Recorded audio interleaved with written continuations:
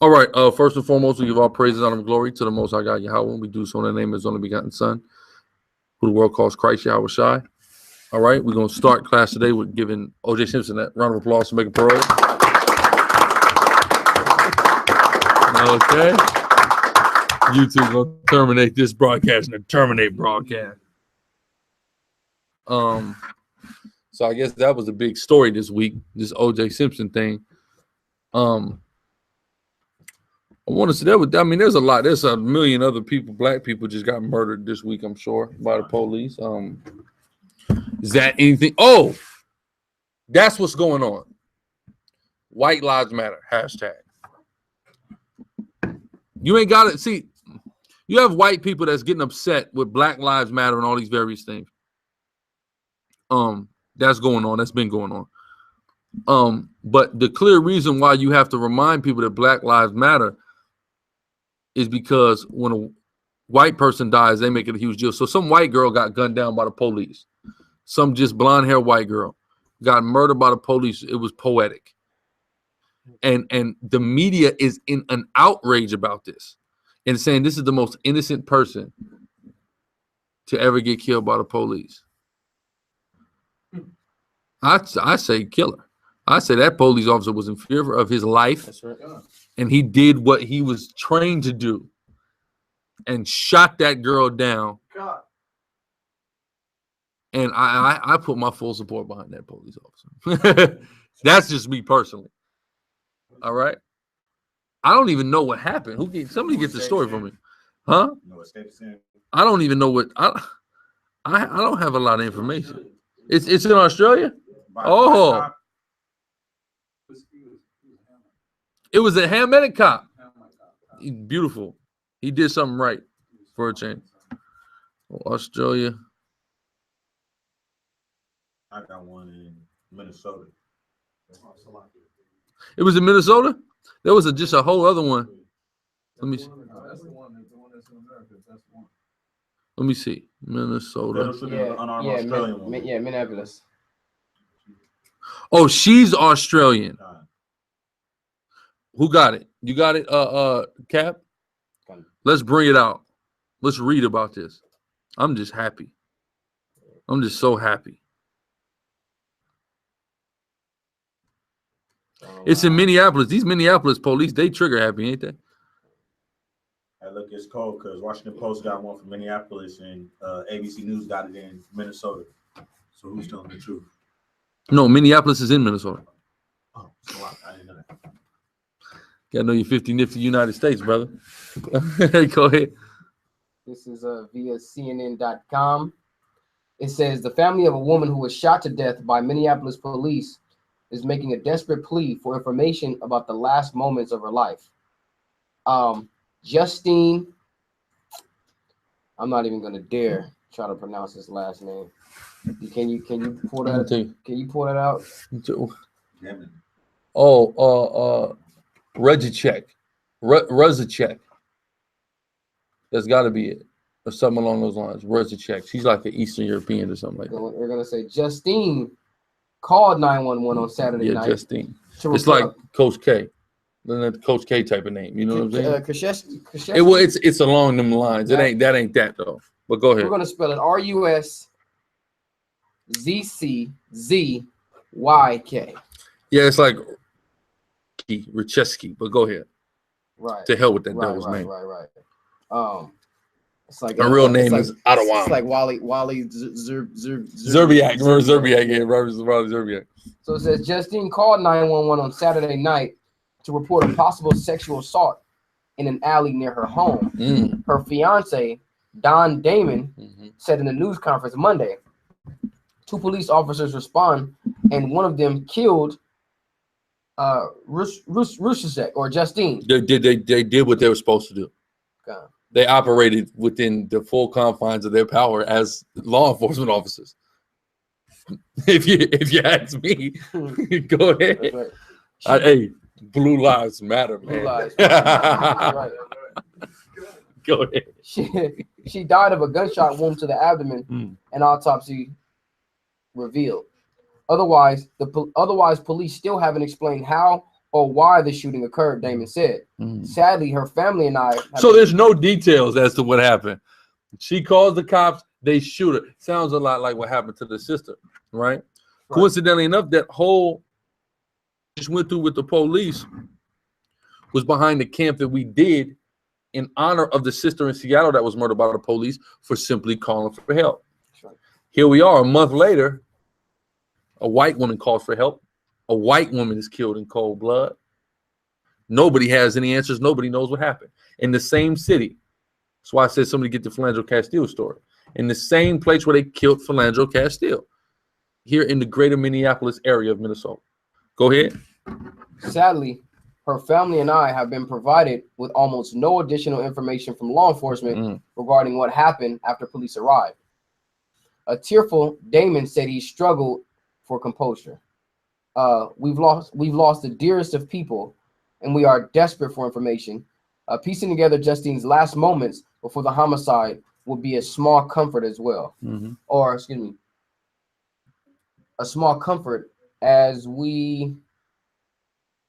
I don't know what's going on here. As to why... as we grieve this tragedy, excuse me. Yeah, that's pretty much after that. One officer comes forward. Is that it? Officer comes forward.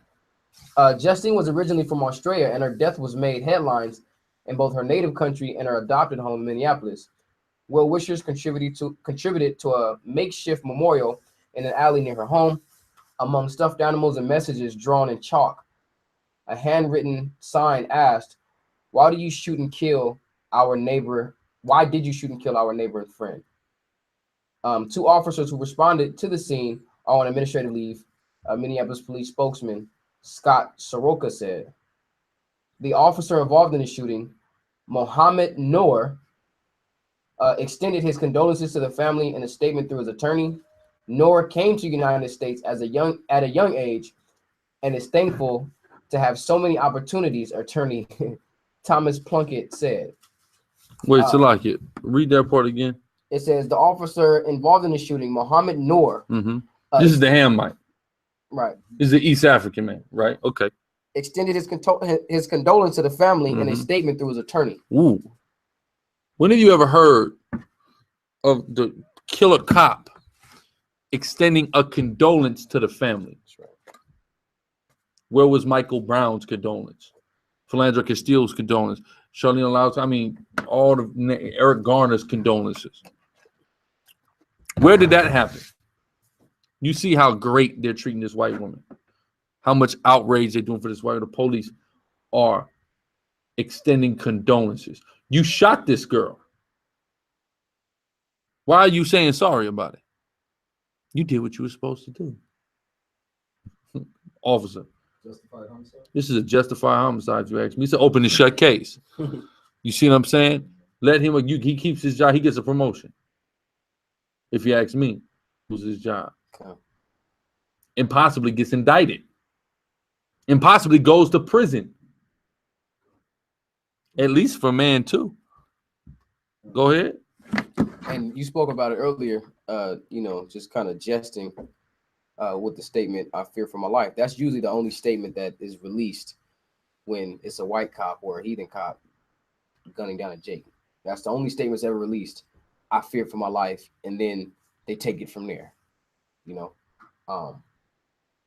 Going back, it says, Noor came to the United States at a young age and is thankful to have had so many opportunities, attorney Thomas Plunkett said.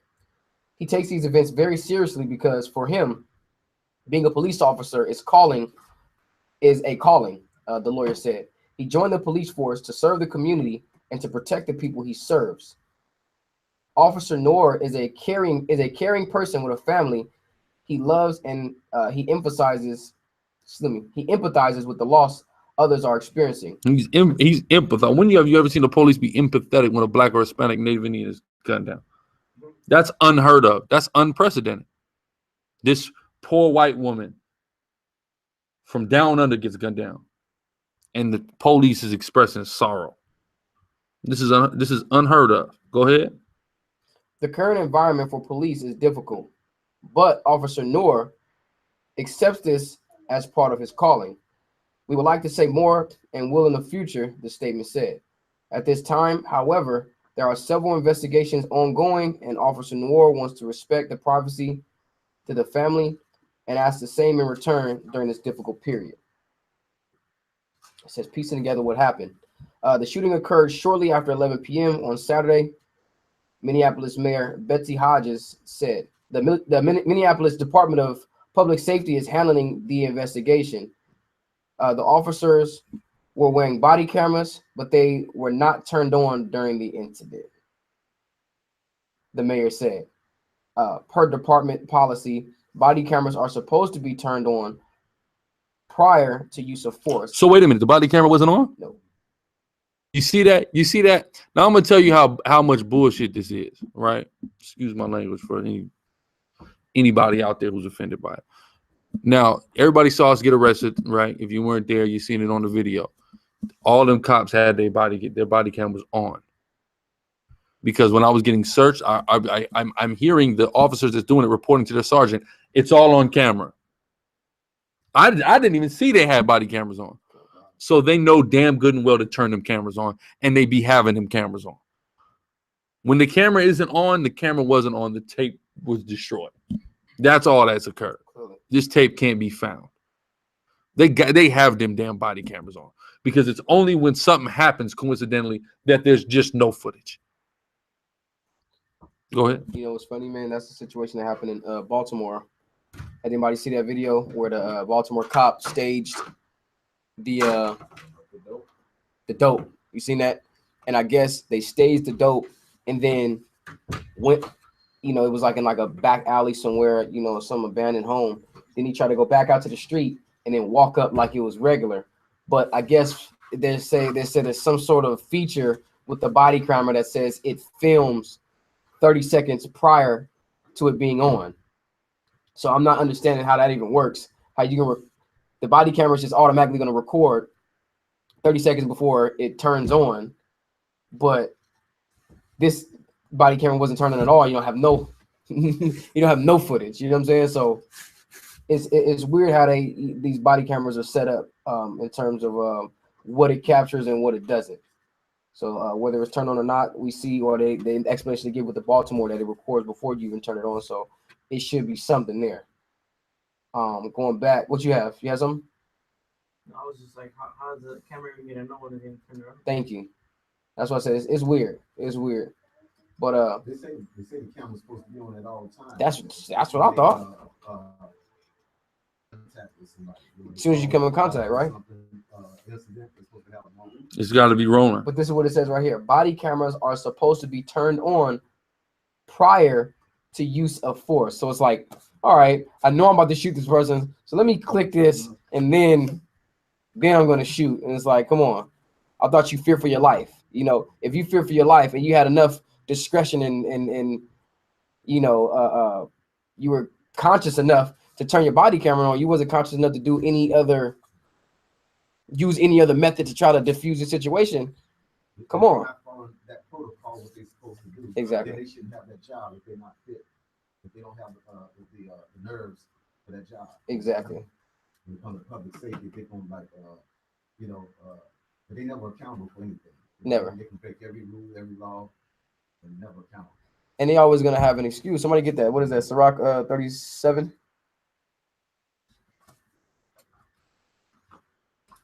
What are we going to find an excuse according to as well? That's 37 and 17. 37, 17, 16. One of them. 32 and 17. Right. You're right.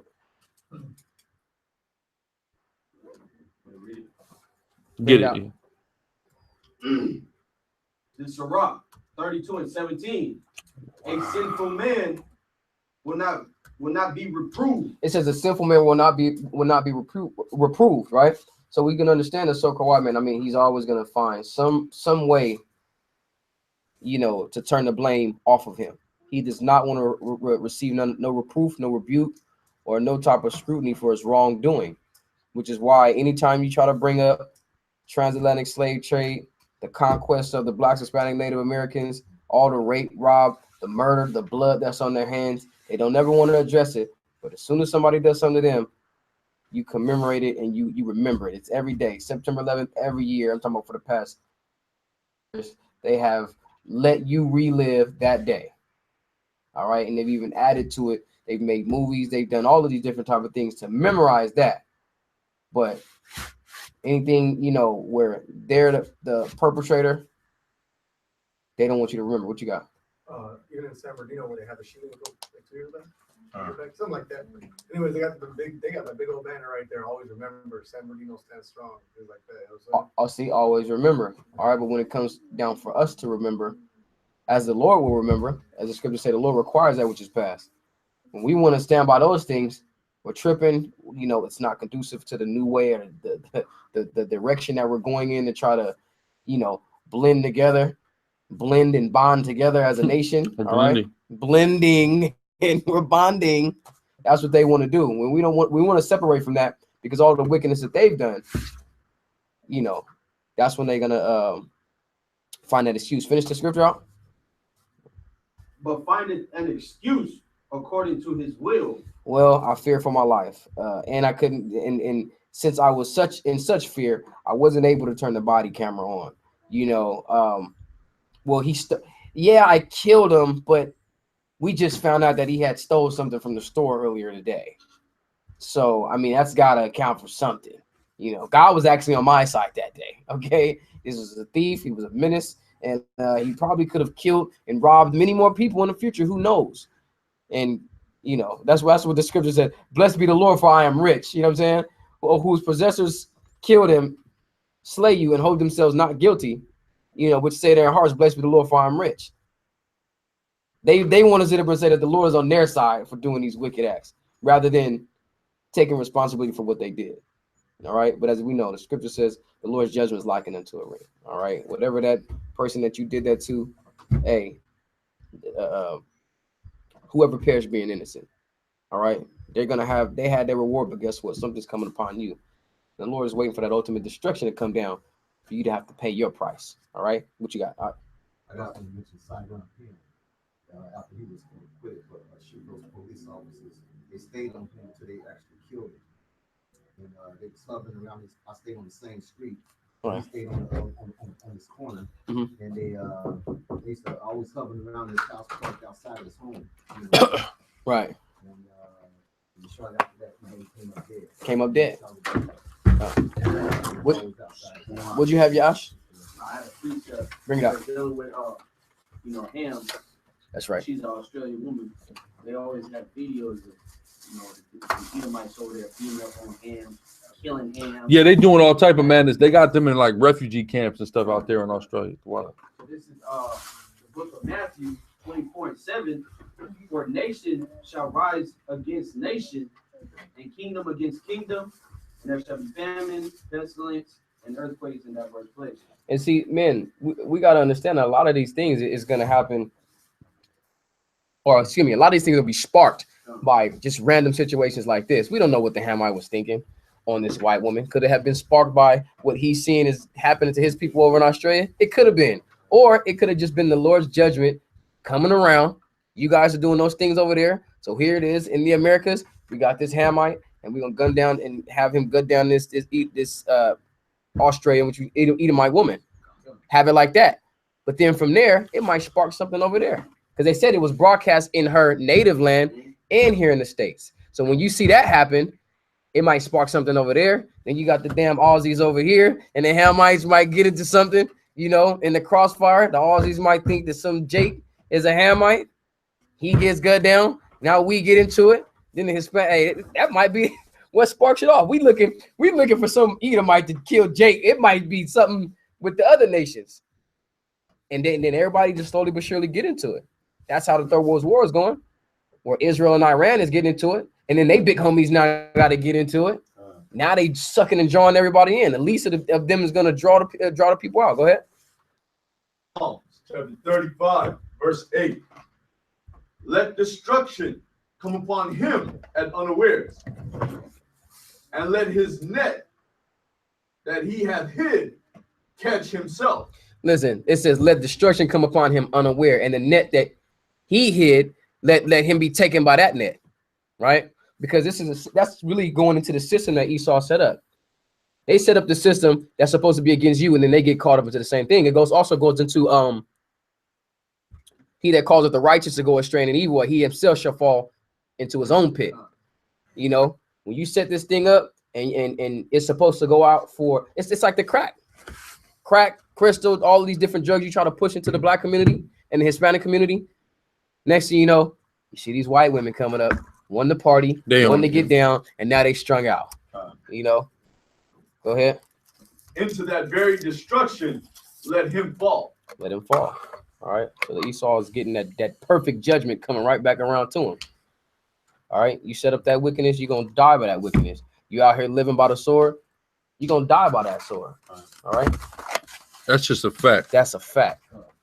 Let me finish it. Yeah, go ahead.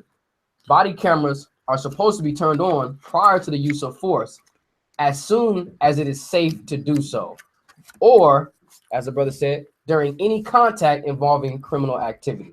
This is a call for a sexual assault. That's right. I would say you should have had that bad boy on. Now I'm gonna tell you what's interesting also. What I was just doing on my phone was I was looking up the CNN articles, because that's what we're reading off of, CNN, as they broke when the initial incident happened with Philando Castile. Same publication, same area. Do you know that CNN went out of their way to write articles and publish propaganda about Philando Castile being pulled over 52 times? And he even got pulled over by the cop that killed him. I didn't know that until right now.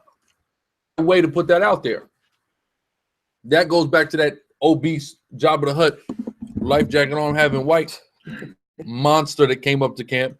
They were criminals. This is all white media has to do is bring up the criminal record of a black man, and white people can sleep at night knowing a black man was murdered. That's right. But they don't want nobody to sleep. Guess who was the first person on the front line with the family of this white woman murdered by the police? Philando Castile's mother. She should be ashamed of herself. Loving everybody. She just feels for her.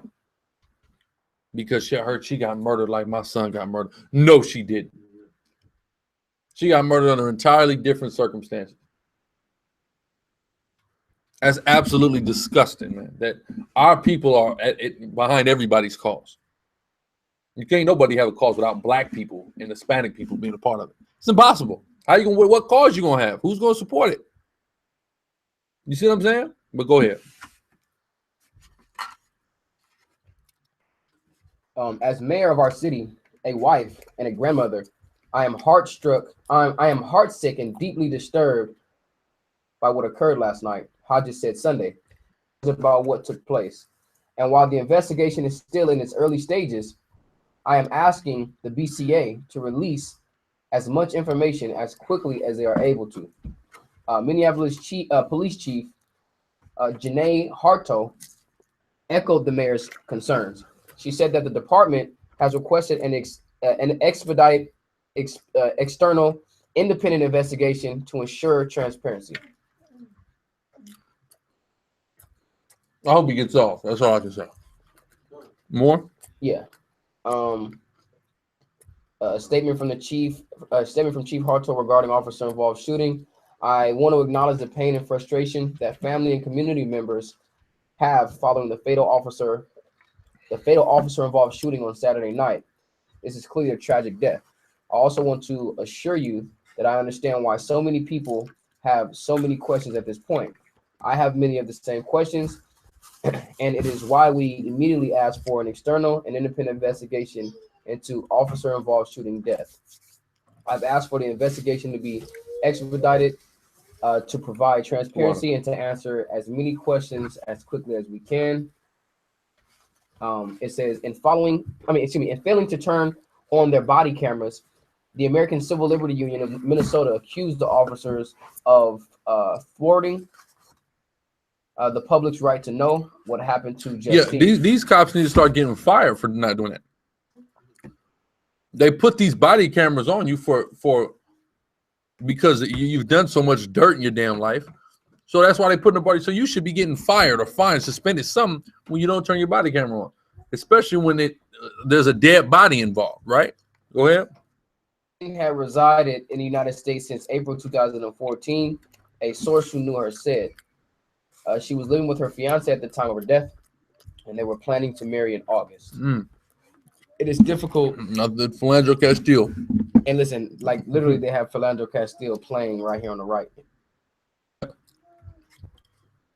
Who dude just got acquitted? Right. Of course, of manslaughter. It's difficult to fathom how to go forward without her in my life, Damon said Monday. Our hearts are broken, and we are utterly devastated by the loss of Justine. Justine has dual citizenship in the United States and Australia because her father holds U.S. citizenship. The source said the country's Department of Foreign Affairs and Trade said it is providing consular assistance to the woman's family. The death of Justine is a loss to everyone who knew her. She touched so many people with her loving and generous heart. Damon said Monday, such a good white woman. I'm listening, man. I'm talking about Mike Brown, Philandro Castile, all of them. They never spoke about how many lives they touched or what they meant to anybody. Sorry, what about all the lives O.J. Simpson touched? Let's talk about that. Exactly. Let's talk about how great of a man O.J., how great of a father O.J. Simpson is. That's right. Talk about that tonight. All right, go ahead. Our lives are forever changed as a result of knowing her. She was so kind and so darn funny. She made us all laugh with her great wit. With her quips, with her little quips. Yeah. Horrible. According to her website, Justine trained as a veterinarian and later became a yoga instructor and a life coach. Look at her. All the great things she's done. What does a nigger do? He's a criminal. Hey, the brother just said she didn't have no weed somewhere. She had to have some weed somewhere. She had to have some weed, some coke. All right. There was coke in her system. She did yoga. I'm happy to see O.J. Simpson with handcuffs on instead of a golf club. Wow, that's disgusting. Why would you want to see O.J. Simpson in handcuffs? What did O.J. Simpson? I mean, what did he do? They had a Negro to say that. I was gonna pitch another Negro. Yeah, just like the nigga they had sit on that for the prosecution against him, who to this day swears O.J.'s guilty. Here's my thing, Mr. Prosecuting Attorney. Why couldn't you prove it? If he just did it and it was so obvious, hey, lock, stock, and barrel, he's doing life. No. Then they lock him up for 9 years for stuff that belonged to him. You hear what he told the parole? Yeah, that stuff I'm in here for, I actually have it now. I actually legally have obtained that stuff. That's how crazy it is. The victim of his crime is in there testifying on his behalf. So he didn't even do nothing in the first place. Right? But go ahead. It's funny because the title of this paragraph says she was a healer. My man. God, I'm just so happy. I'm so happy the cop got it right. Man. But we got to understand, there's not one person more protected in America than a white woman. Not one. No, not one. I'm going to tell you that right now. That white woman, you touch her as a black man, Hispanic man, you are an absolute monster. You bring harm to her in any way, prepare for public execution. You see what I'm saying? You don't believe me? Ask Emmett Till. You ever heard of that guy before? He knows. He knows very well. Well, ask O.J. Simpson. They treat him and propagate him as a murderer. Acquitted for murder, officer. What about the first Jake? He was 14 years old. Remember the police was showing 2 little drowned white girls, and the whole town blamed it on him. Yeah, the youngest. Also, who knows why the statute of limitations, or not the statute of limitations, the age of consent is 18. Who knows why that is? And who knows what it used to be? It used to be 15. Why did they change it? What? Because a black man. One black man. Got with a white woman. One black man by the name of Jack Johnson, the legendary boxer. He was having he was having sex with so many white girls that they moved the age of consent back 3 years. Straight up and down. He was and knocking white men clean out in the ring. To the killing white people in the ring. Legally. That's Jack Johnson. That the white woman is so protected. They say Jack Johnson's having sex with all these white women. We have to stop this. We got to push the age of consent up. You see what I'm saying? They protect that white woman at all costs. Go ahead. Nancy Coon or Coon. Nancy Coon, an administrator. I like Coon. I like Coon better. That's why I twisted. Nancy Coon, an administrator with the Lake Harriet Spiritual Community, describes. No. Oh my God! Listen, we're talking about. Listen, they are putting New Ageism. Putting on, right?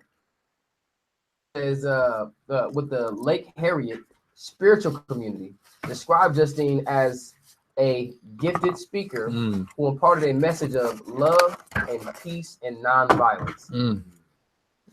Justine was dedicated to helping others make transformations in their lives through teaching and coaching.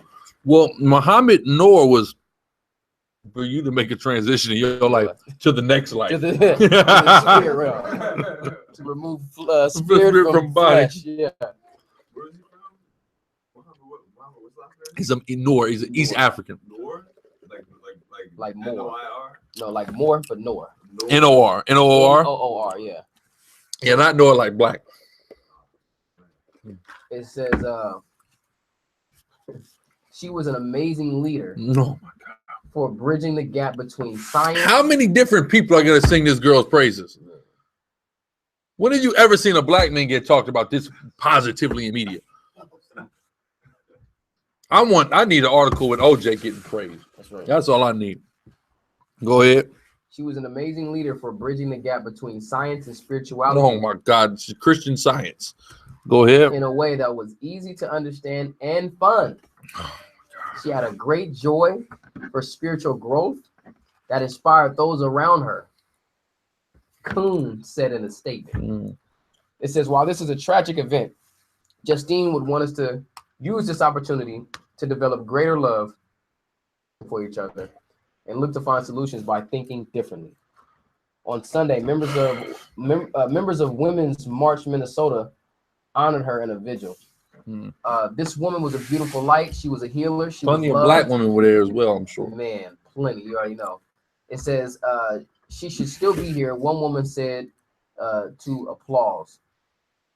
This should not have happened. That could have been me. That could have been you. That could have been you. That could have been any of us, she added. And we're going to talk about, and we're going to work as a community. But again. Now that a white woman is killed, we're going to make sure we'll make sure another white woman never loses her life. That's what's being said there. What is this? A white woman dies. We're not going to work painstakingly to reduce the black, Hispanic, and Native Indian death. But we will work painstakingly to ensure that no dainty white whore is killed again. You see that? This is what America does. We need to take this as a learning lesson. America is serious about the lives of its good white folks. You see what I'm saying? What movie brings that out? You got a movie called Birth of a Nation. In Birth of a Nation, y'all remember Nat Turner's father kills that white man in the beginning. And them devils come up in the damn thing and they say a white man has lost his life tonight. They're just outraged that a white man died. You see that? They care about the white population. They care, exponentially about white folks. That same care that they have for themselves, you need to have 10 times more care for your own. And that much more disdain for them. You see what I'm saying? Then you'll begin to understand the Bible more better. When you can do that. When you can stop trying to just love everybody. Right? Give me where do I start with this? I guess we could start with Zechariah 11:5. Let's just go there, because here's what's going to happen. I believe he's going to be found guilty of something. This Hamite. He's going to be found guilty of something.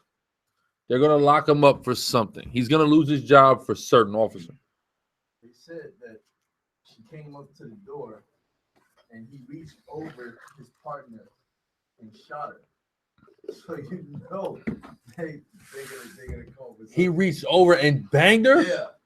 Yeah, they said that was a gangland shooting. That wasn't the police. Police ain't even trained to shoot people like that. He going down for something. Period. I'm gonna tell you that right now. All he did was offer condolences, which, you know, he did that because he was trying to. He know a white woman died, so he's trying to get out of. He's trying to listen. I need to do what I gotta do. You see what I'm saying? This is a big deal. You better take your ass back to Africa. Okay, that's your best bet. Where they don't extradite. All right, they ain't gonna. Well, they might go out there. For a white woman, they'll go to Africa to come get your ass. They'll be in the Sudan looking for your ass. I promise you that. Go ahead. Book of Zechariah, chapter 11, verse 5. Whose possessors slay them and hold themselves not guilty. We are those whose possessors slay them and hold themselves not guilty. That white woman dies. I don't see her being held not guilty. By him, the Hamite. I don't see him being held not guilty. I see him being prosecuted. I see him doing jail time. And for sure, he's losing his job. That's without a doubt he's losing his job behind the death of this white girl. America does not play, has never played about the life of a white woman. It just won't happen. Are you kidding me? The white woman is just the prize of America. The white woman is the embodiment of America. You see that? When you look at the Marilyn Monroes and the Statue of Liberty and all that madness, that's America. You see what I'm saying? All that is just you're looking at America in a bottle. Pale, blonde. You see what I'm saying? And a whore. That's America. That's what this place is. That's why the Bible said Babylon the Great, the mother of harlots, the whore. You see what I'm saying?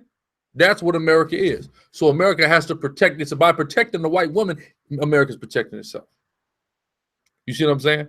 And I said this, I did a live stream yesterday on Facebook, but I want to say this again now. Because in the wake of the OJ situation, right? I watched the OJ, the parole hearing live on Facebook Live. I know a lot of brothers watching on the TV and stuff like that. I was watching it on Facebook Live. As we know, Facebook Live has a live chat. So in this live chat, of course, we see white people outraged. And I'm going to tell you, this also proves how important a white woman's life is. All these white people are upset, and even the parole board said letters for us not to let you out. And they based it upon the murder of Nicole Smith and Ron Goldman, right? That's what they based it on. Something he got acquitted for.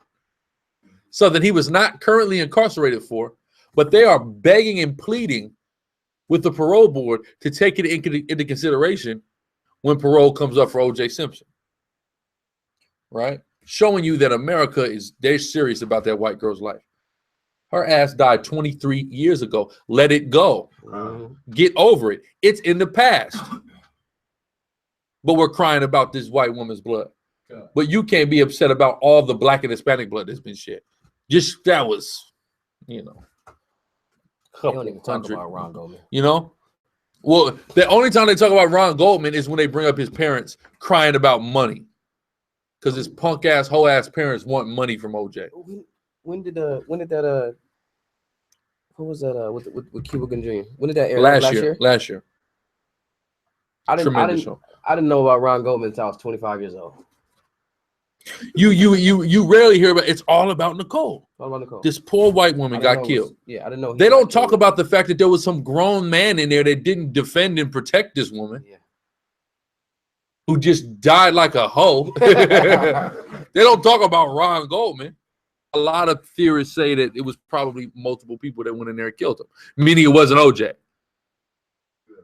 You mean to tell me I just walk up in I mean, there's, you know, he's big, strong. Which they go, who seen War of the Planet of the Apes?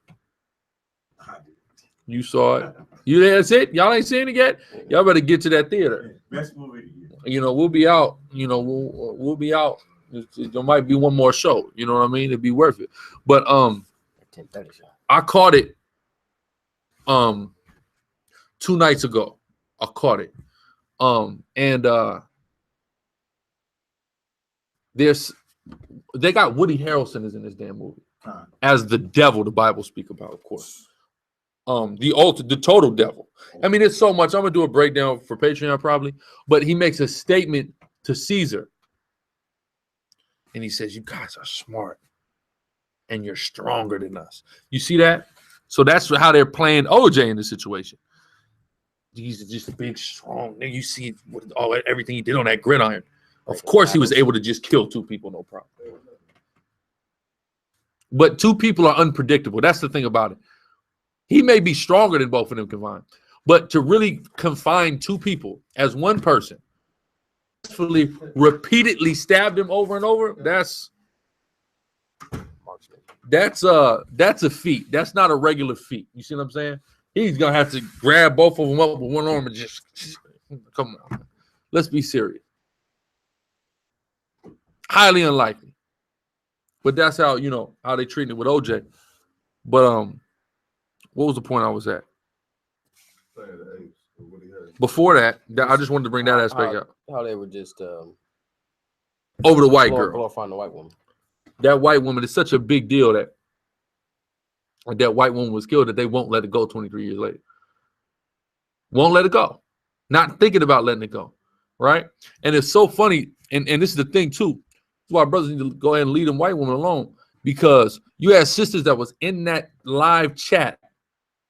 I'm watching it on people. Live chat. Talking about, I've been praying. I've been on my knees for that OJ gets out. These black women don't know him. They are praying for this brother who left them for a white woman 30 damn years ago. You see what I'm saying? Praying for this brother. Sisters, I'm like, why don't you just let Nicole and Ron, why don't you just let them rest? And why don't you just let this man get on with his life, man? You see what I'm saying?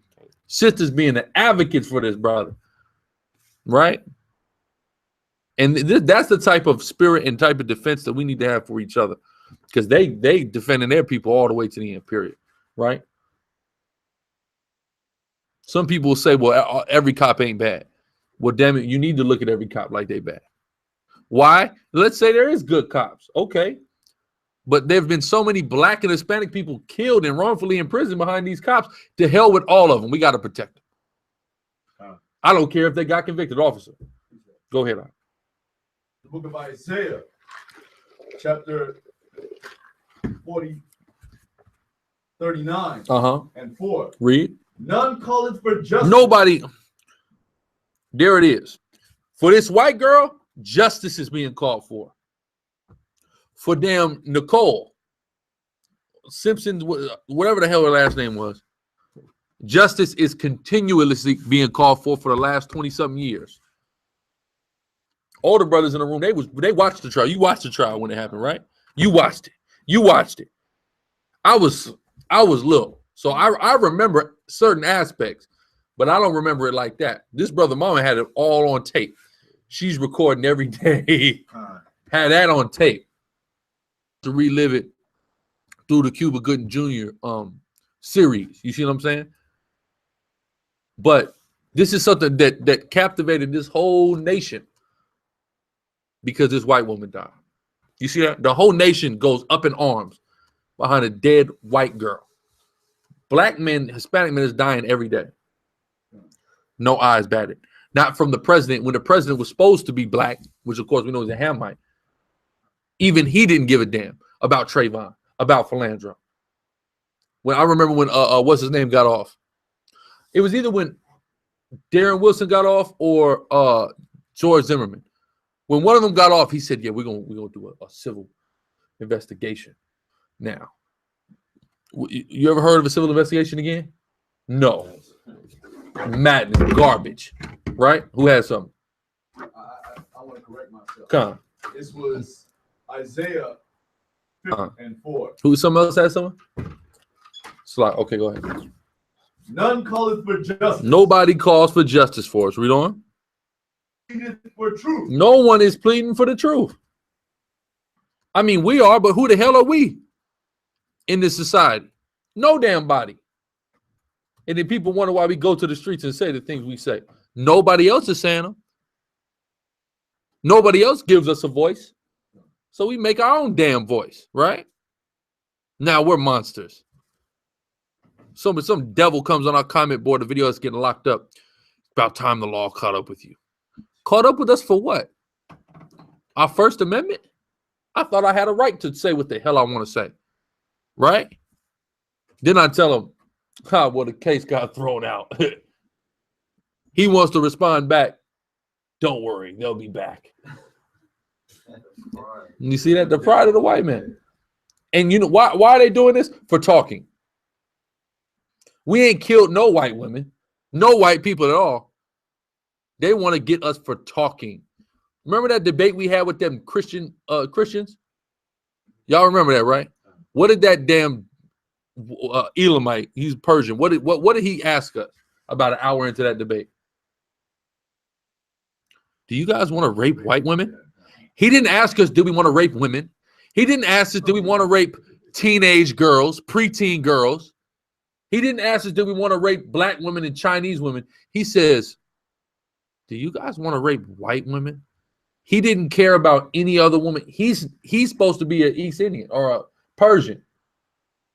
Had no interest in the health and well-being of the women of Persia. Only had interest in the health and well-being of the good old American white hoe. That's the only thing he cared about. That showed a lot. That was strange. You see what I'm saying? Because he tried to connect us with GMS, which GMS is more renowned for their outlandish claims about underage girls, so-called underage girls, extremely underage girls, mind you. Then what? Just you know what I mean? Like, I would expect you to be more concerned about, you know, the statements that GMS has made about 9 and 10, 11 and 12-year-old girls. Instead, he had no concern about that. His concern was, are you guys interested in raping white women? Which, of course, we're not interested in raping any damn body. But we cared about, because that's what America cares about, right? Go ahead.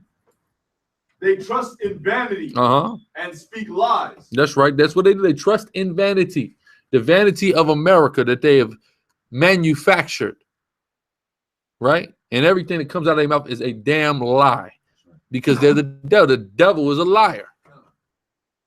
They conceive mischief. And bring forth iniquity. That's right. That's what they're doing now with this body cam footage and not releasing statements during this investigation. They're conceiving mischief. How are we going to be able to justify this? That's the question. Right? Go ahead. That's it on that. Go to Isaiah 63. I want to say it's about the 5th verse. Let me see the 5th verse.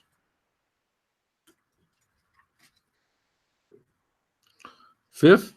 That's what I want? Go ahead, read it. There we go. That's what I need. The book of Isaiah, chapter 63, verse 5. And I looked, and there was none to help. So the Most High looks around, and there's nobody helping us. There's none to help. Go ahead. And I wondered that there was none to uphold. And he wondered, he said, all this madness, all this travesty, all these atrocities happening to blacks and Hispanics, and nobody's helping them. Nobody's going to help them up off the floor. Not nobody. Not one nation, right? Go ahead. Therefore, mine own arm brought salvation. So he sent his son. That's the only option at this point. To sing Yahushua. That's it. Because the Hamites ain't going to help you. They're not going to save you. The Edomites sure as hell ain't going to save you. The Moabites don't want to save you. They want to extort you, exploit you. The Arabs, the damn Israelites don't want to save you. So who got to come and save you? One of your own. That's the only person that's going to save you. Go ahead. Therefore, mine own arm brought salvation unto me, and my fury. That's right. And the Lord is going to furiously save us and destroy these nations through his son. Because he said so. And he's right for saying so. Because we're just going to be destroyed if he don't do it. Zahar, you had something? Go ahead, open it. What questions everybody got?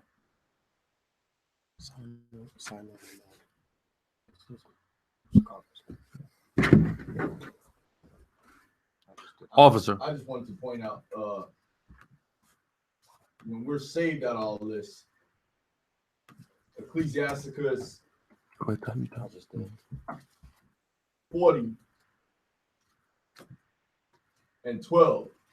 All bribery and injustice shall be blotted out, but true dealing shall endure forever. You see that? All the works of the white man, this great America that he is built up, is going to be blotted out. They bring that out in Planet of the Apes. People who don't know about the old original Planet of the Apes don't understand. The white man's work is blotted out in the Planet of the Apes. You see what I'm saying? It's blotted out. This cracker just coming down the beach trying to escape from the Planet of the Apes. All of a sudden, the Statue of Liberty is poking out of the sand. It got blotted out. America, all that, everything that he knew. And it was a better place ran by apes, a.k.a. who? Niggas. Okay? He based it off of niggas. The Watch Riots, 64. He turned around 67, 68, 69, put the movies out. TV show. Then there was the adaptation. You had Tim Burton's adaptation with Matt Damon. You remember that? I remember that. Matt Damon. Who's seen that one with Matt Damon? This nigga go to the Planet of the Apes, get on a spaceship, think he escaped the planet, comes back to Earth. Earth is the planet of the apes as well. It's an Abraham Lincoln statue. You can't, meaning there's, what did that show you? This is gonna happen, man. We getting rulership, officer. Forever and ever and ever. Wherever you go, soldier. Man, there was powerful imagery on that because they had the statue of the horse just like down, and the dude was on his knees and he's right here crying. No, you did it! You did it! We gonna do it, all right? We are going to do it, okay? This whole place is gonna be buried, thus saith the Lord. Gotta be, read it again.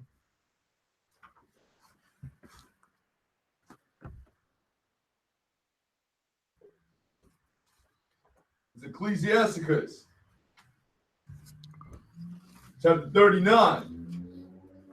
Actually, Salaki, everybody hold questions, Salaki. I forgot I had something else to go into, so tell them hold questions. Go ahead. All bribery and injustice shall be blotted out. The white man built a kingdom on bribery.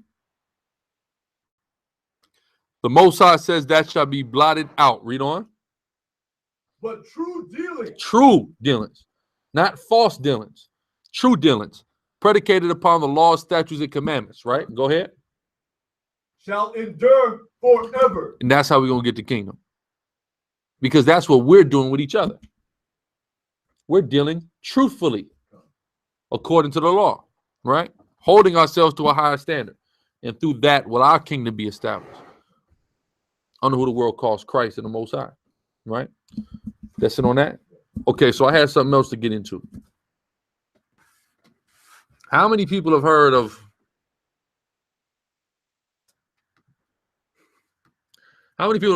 the Star of Molech?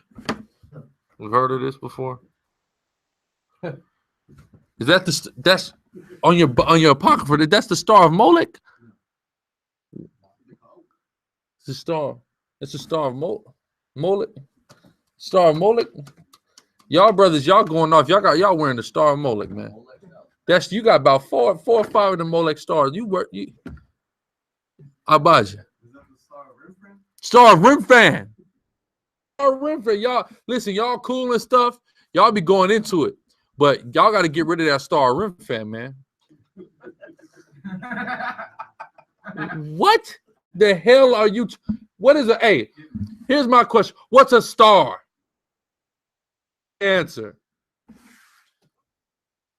We've gone into this before, but we're gonna go into.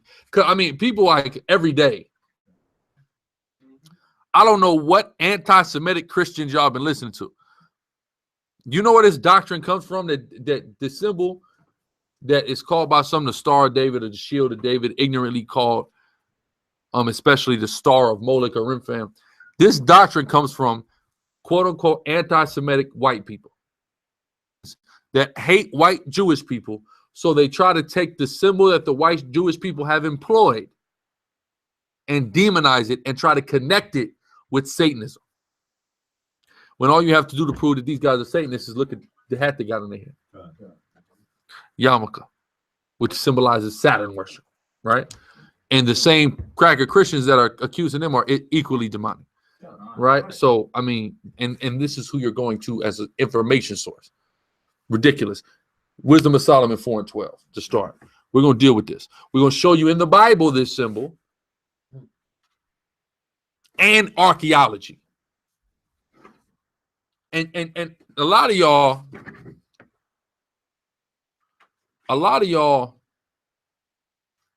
you know, are don't worry, I'm not even going front my move. Just go ahead. Go ahead, go into it. Wisdom 4 and 12. Where you got my phone at? My other phone? Somebody get my phone. No, who got it? You read it, Salaki. The book of Wisdom of Solomon, chapter 4, verse 12. Read. Of naughtiness. The bewitching of naughtiness. Read on, because this is what they say. The Jewish man wear that symbol. The Jewish man read the Torah too. Go ahead. Doeth obscure things that are honest. Doeth what? Obscure things that are honest. That are what? That are honest. That are honest. Right? It obscures things that are honest. So they have stolen certain things that belong to us. They have stolen certain things that are righteous. What is one of the things that they have stolen that are righteous? The rainbow. Let's start with the rainbow.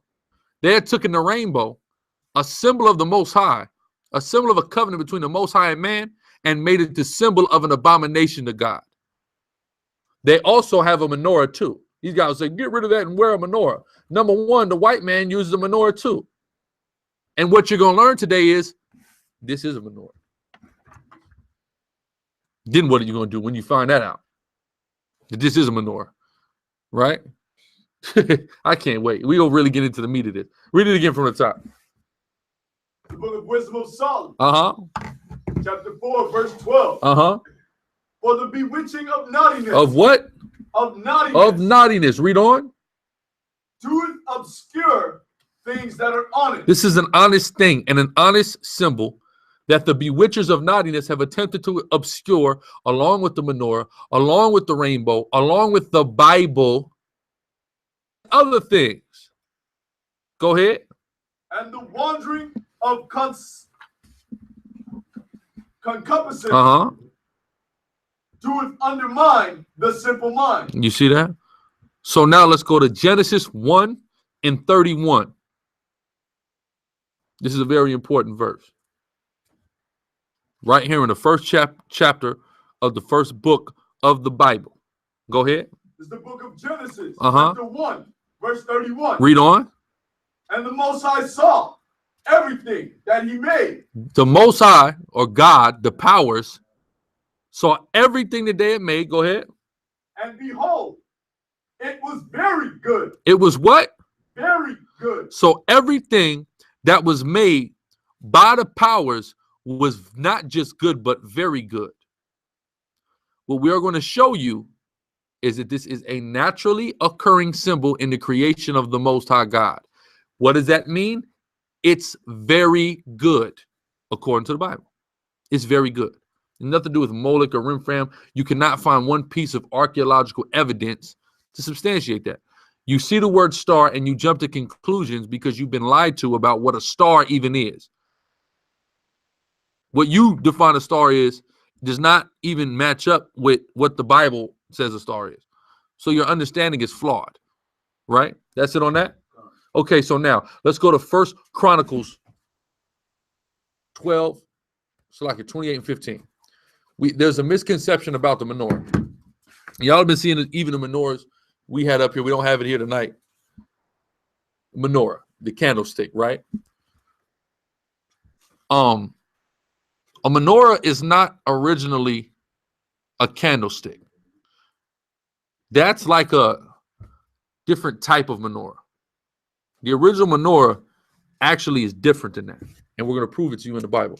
Give me that. 1 Chronicles 20:15. Go ahead. The book of 1 Chronicles 28 and 15. Even the weight for the candlesticks of gold. They had the candlestick form, but watch this. Go ahead. And for their lamps of gold. For their what? Lamps of gold. Lamps. The original menorah is a lamp. They have the 2-dimensional version, and they even have 3-dimensional candlestick versions. But it originally is a lamp. Let me show you. I need let me actually go here. Is a lamp. Okay, how does a lamp work? How does an ancient lamp work? Anybody know? Oil. You put oil in it, and that's how it illuminates. This is why when Yahushua gave the 10 parable of the 10 virgins, and he said the 5 of them had the oil to put in their lamp so they could light their lamp. You got to fill that lamp up with oil. That's how it lights. So that's what an original menorah is, right? So let me get this the picture I need. How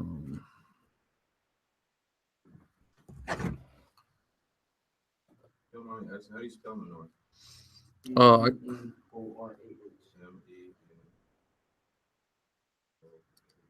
This one. I know I had this picture by itself. Hold on.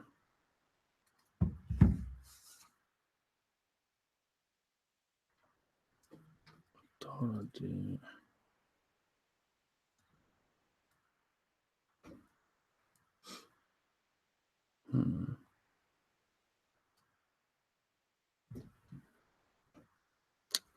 Okay, I'm gonna set the zoom in. That's fine.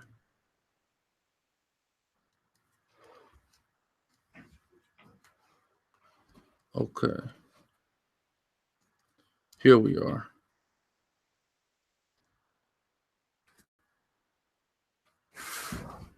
Make sure y'all can see that. Y'all can see this what I got. That's the original menorah.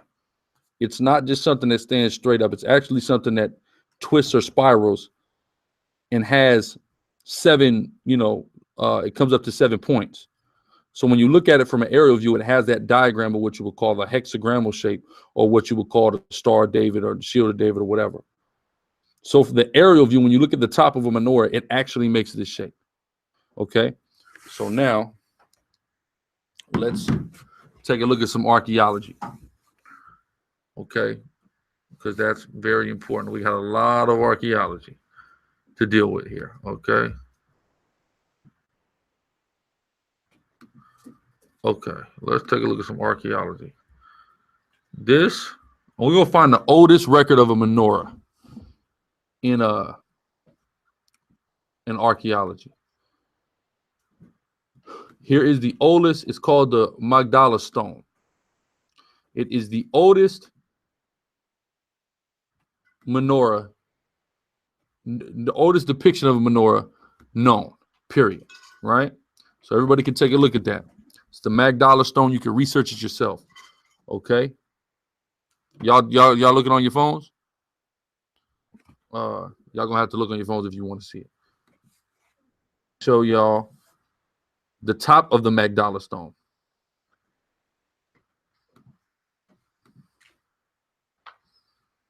So if you take a look at the top of the Magdala stone, you see this quote unquote 6-pointed, what some would ignorantly call a star, seen multiple times on this same thing where you see the menorah. So it's associated with the menorah in our archaeology, right? Now, if you Look at that one right there on the side to the right. It's the same one as this Exact same thing as this right here. Yeah, this, if y'all look here to the one on the right. Now watch this as we show you this here. We come back to camera. Same one this Gadite brother got on his apparel. Is the tribe of Gad, right? Which the tribe of Gad had this symbol. I'm talking about in the dream catchers all over the place. The tribe of Gad was dealing with this symbol. All right, and they wasn't alone. We're gonna get into some more archaeology here in a minute. I want to show. Hold on, let me show y'all some more. I've been sitting on this for I don't even know how long. Let's take a look. So this is the same again. This is all the Magdala stone. So as we see here, that menorah, the earliest time you ever see a menorah, it's seen with this same symbol right on top of it. So you can't separate these two symbols. They all one and the same. They go together, and we utilize them in righteousness in our kingdom. Okay, period. So let's move on. Let's now go to, give me Strong's H7799. Strong's H7799. We're also gonna give it to, who got my backpack? I got it. Salaki. It's the Lily. 77 what? 99. Okay. This is another, and this is the point. This is why we went to Genesis 1 and 31. Because this is a natural occurring symbol that is said to be good. So you can't say it's bad if it's good. If somebody wants to, like Wisdom of Solomon says, deal with wickedness, and what do it say? The naughtiness, the bewitching of naughtiness. That's on them. But if you want to wear a symbol, it's good. You see what I'm saying? As long as you're not doing it satanically, right? Bayan. I was gonna say, any like a flag to show the chosen people. I mean, it's not necessarily that. I can't say that this is a flag. Israel didn't have a flag. You see what I'm saying? But you know, you can use it, right? Go ahead. You got that go ahead. Strong's H7799. The Hebrew word shawashan. Shawashan, right? Go ahead. Meaning lily. Lily. Go ahead. Lily or lily-like flower. So it's the Hebrew word shawashan, and it means lily or lily-like flower, right?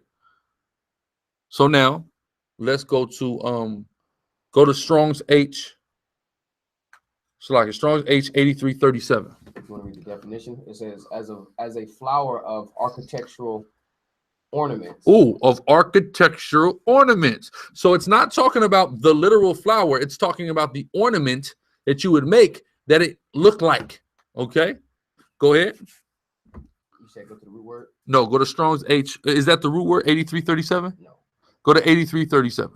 This is the root word of it. It'll eventually, if you took it back, it'll go back there. 8337. Strong's H8337. Shawash. Shash. There's no Y. Shash.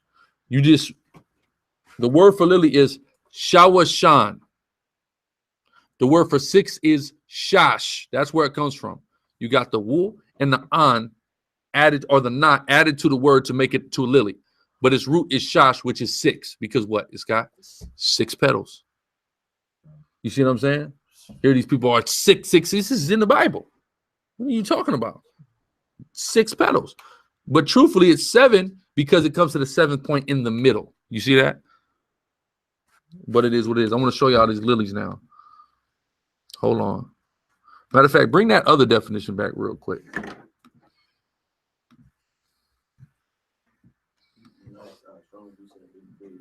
Huh.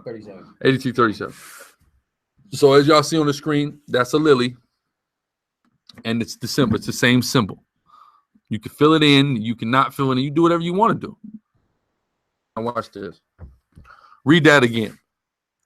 What, for Shawashan? Uh-huh. Shawashan, it says, where was we at? A lily, as a flower of architectural ornament. Oh, as a flower of architectural ornament. So that goes back even to here, what we just showed you, right? We see this lily flower shape up top, right? But then also, watch this. Watch this. I'm bringing it out. This is architecture. This is architecture. And you know where this architecture is found and we're showing?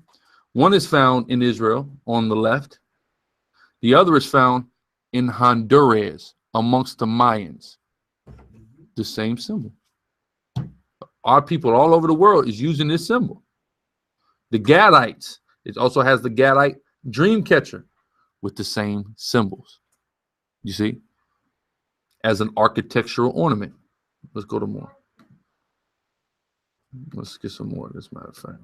I mean, I could do this all day. Oh, here we go. 13th century BCE on pottery found in Israel. You have the Gezar hexagram. This is 13th century. This is the earliest settlement of Israel into the land around this time. And we see on our pottery the same symbol. You see that? So we use this symbol. All right. I got some more I want to show y'all before we move on. Let's go to somebody give me 1 Kings 7:22. Matter of fact, let me get that image.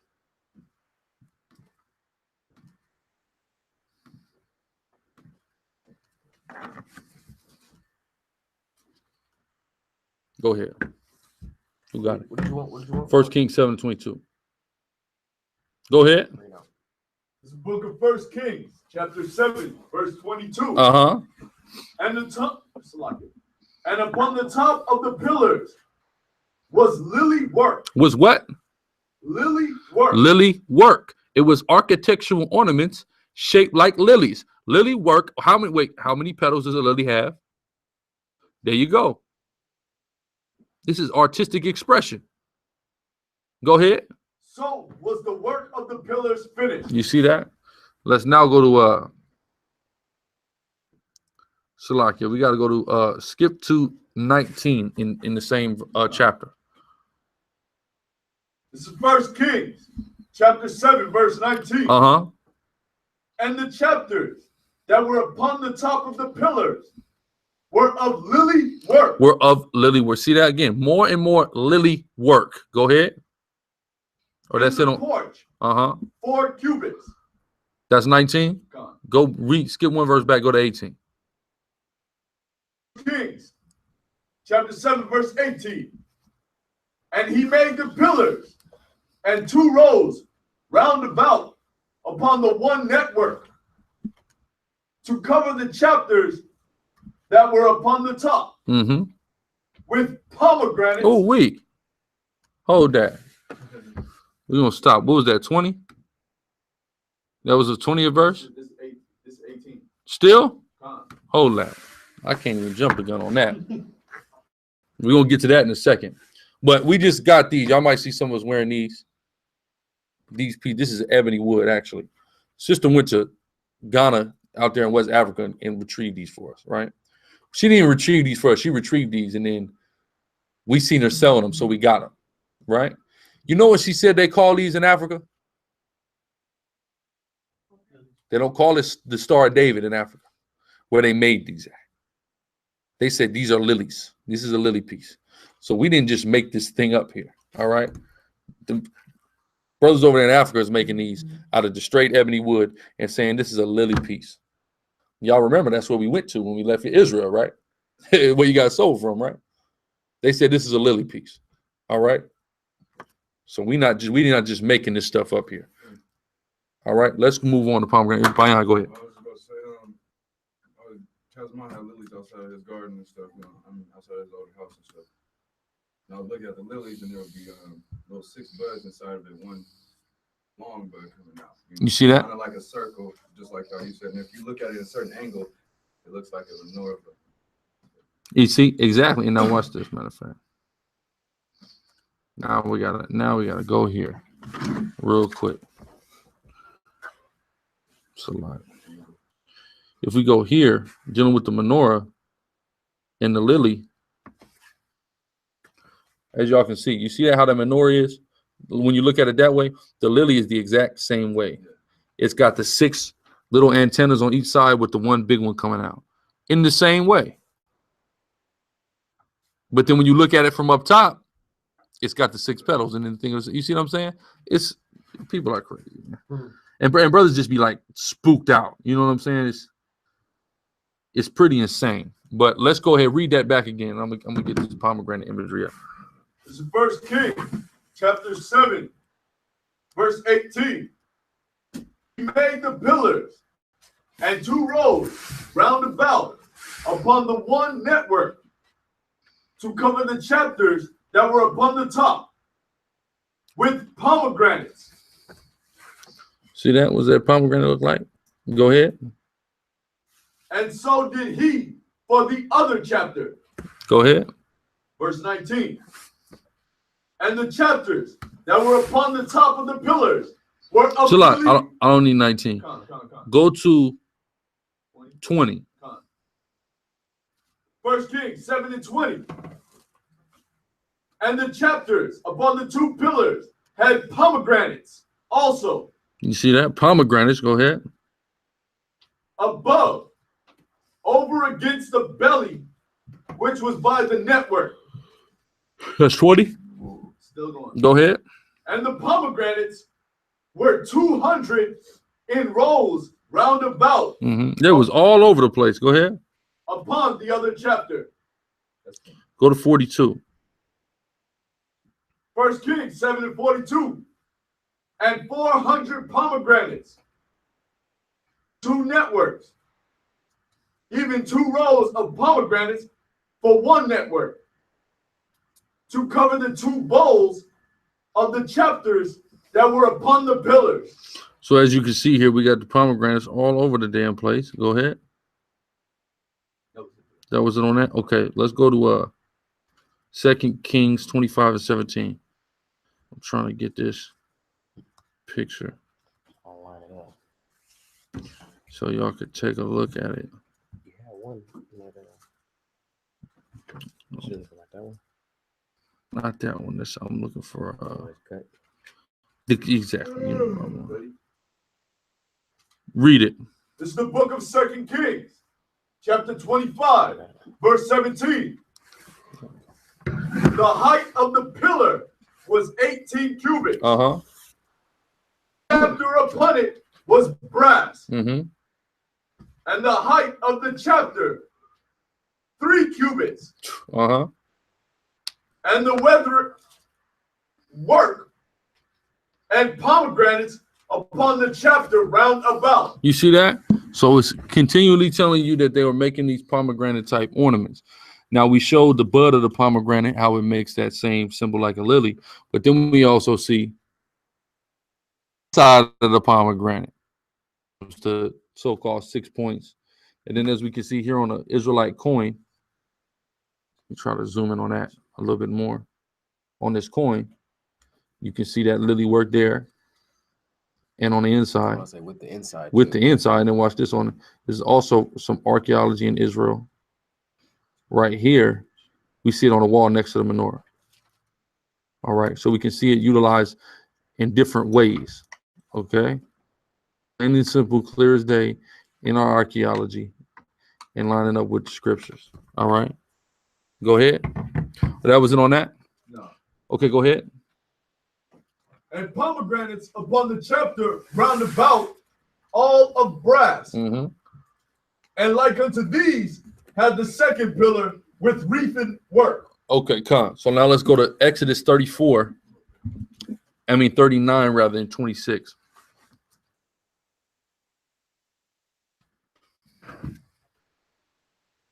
The book of Exodus, chapter 39 and verse 26. Uh-huh.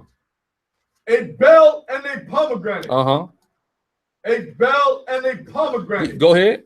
Round about the hem Uh-huh. of the robe to minister in. Uh-huh. As the Lord commanded Moses. So that's the wardrobe that the priest was wearing. They had the bell and the pomegranate fringe on the hem of their garments. Some people are trying to say this means a big fringe. Okay, the white man told you that.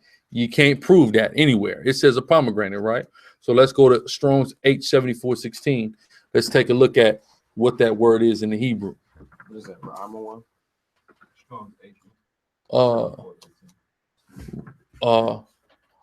Rama one. Rama one.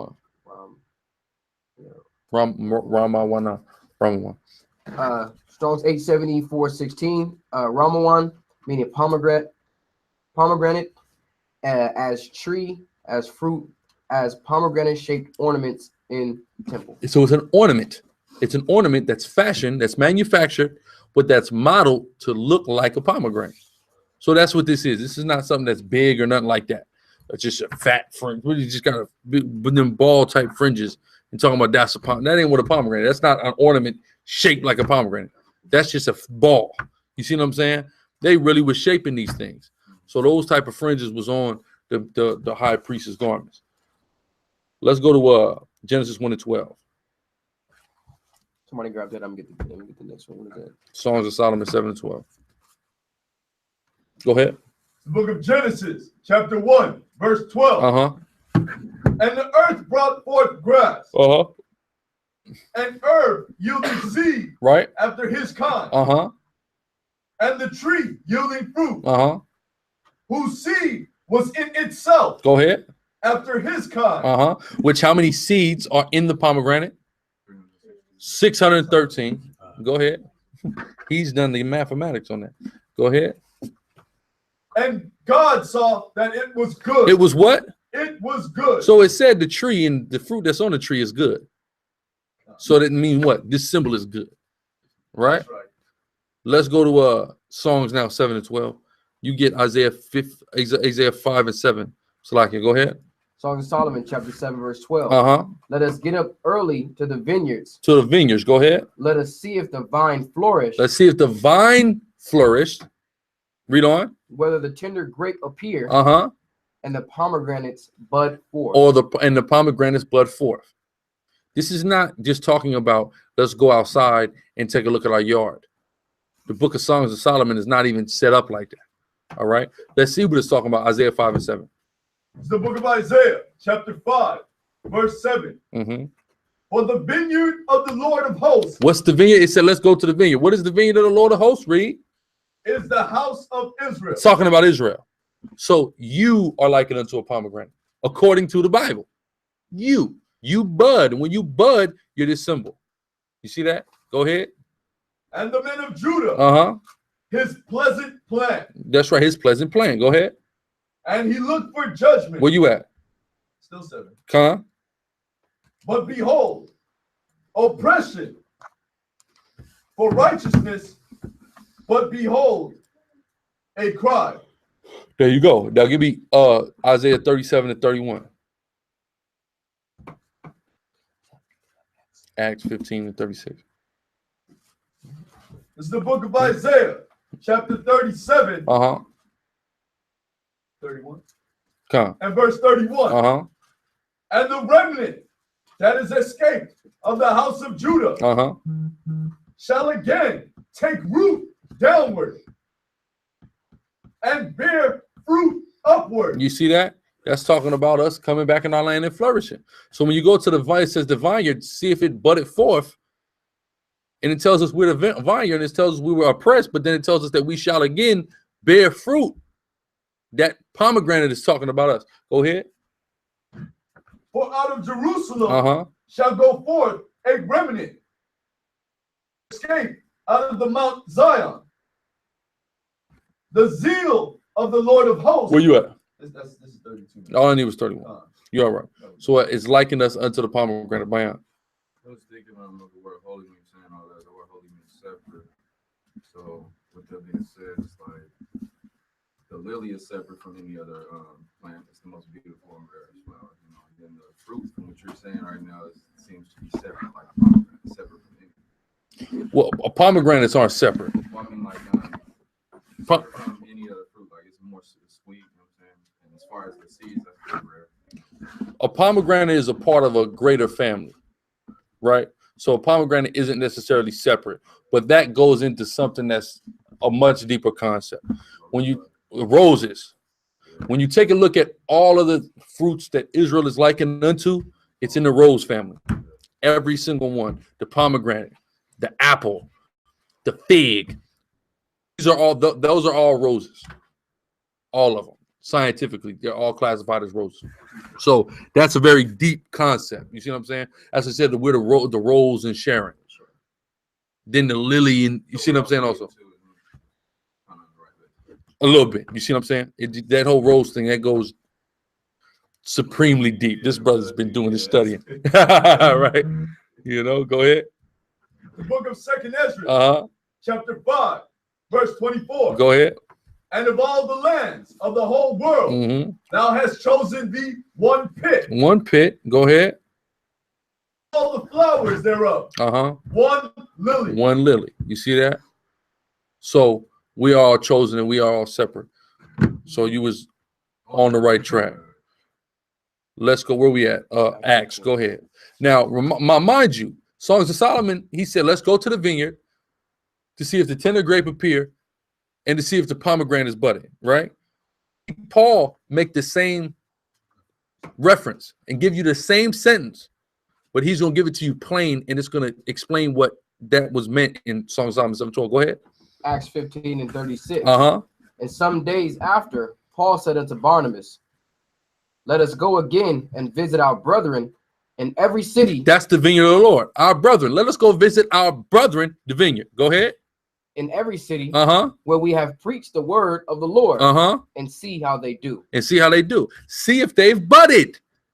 See if the tender grape appear. See if these brothers have grown in the truth. That's what it's talking about. The truth is that pomegranate budding. Your goal is to. So I ain't got the shirt on, so I thought I had a SICARRI shirt on. Your goal is to become this. You see what I'm saying? Oh, right behind Salaki. It's right there. Boom. And it's an even balance, a 360 even balance degree. You see that? Go ahead. Keep going. Oh, that's it on that? That was it. Okay. So that's it on the pomegranate. Let's now move to the next point. Give me Psalms 51 and 7.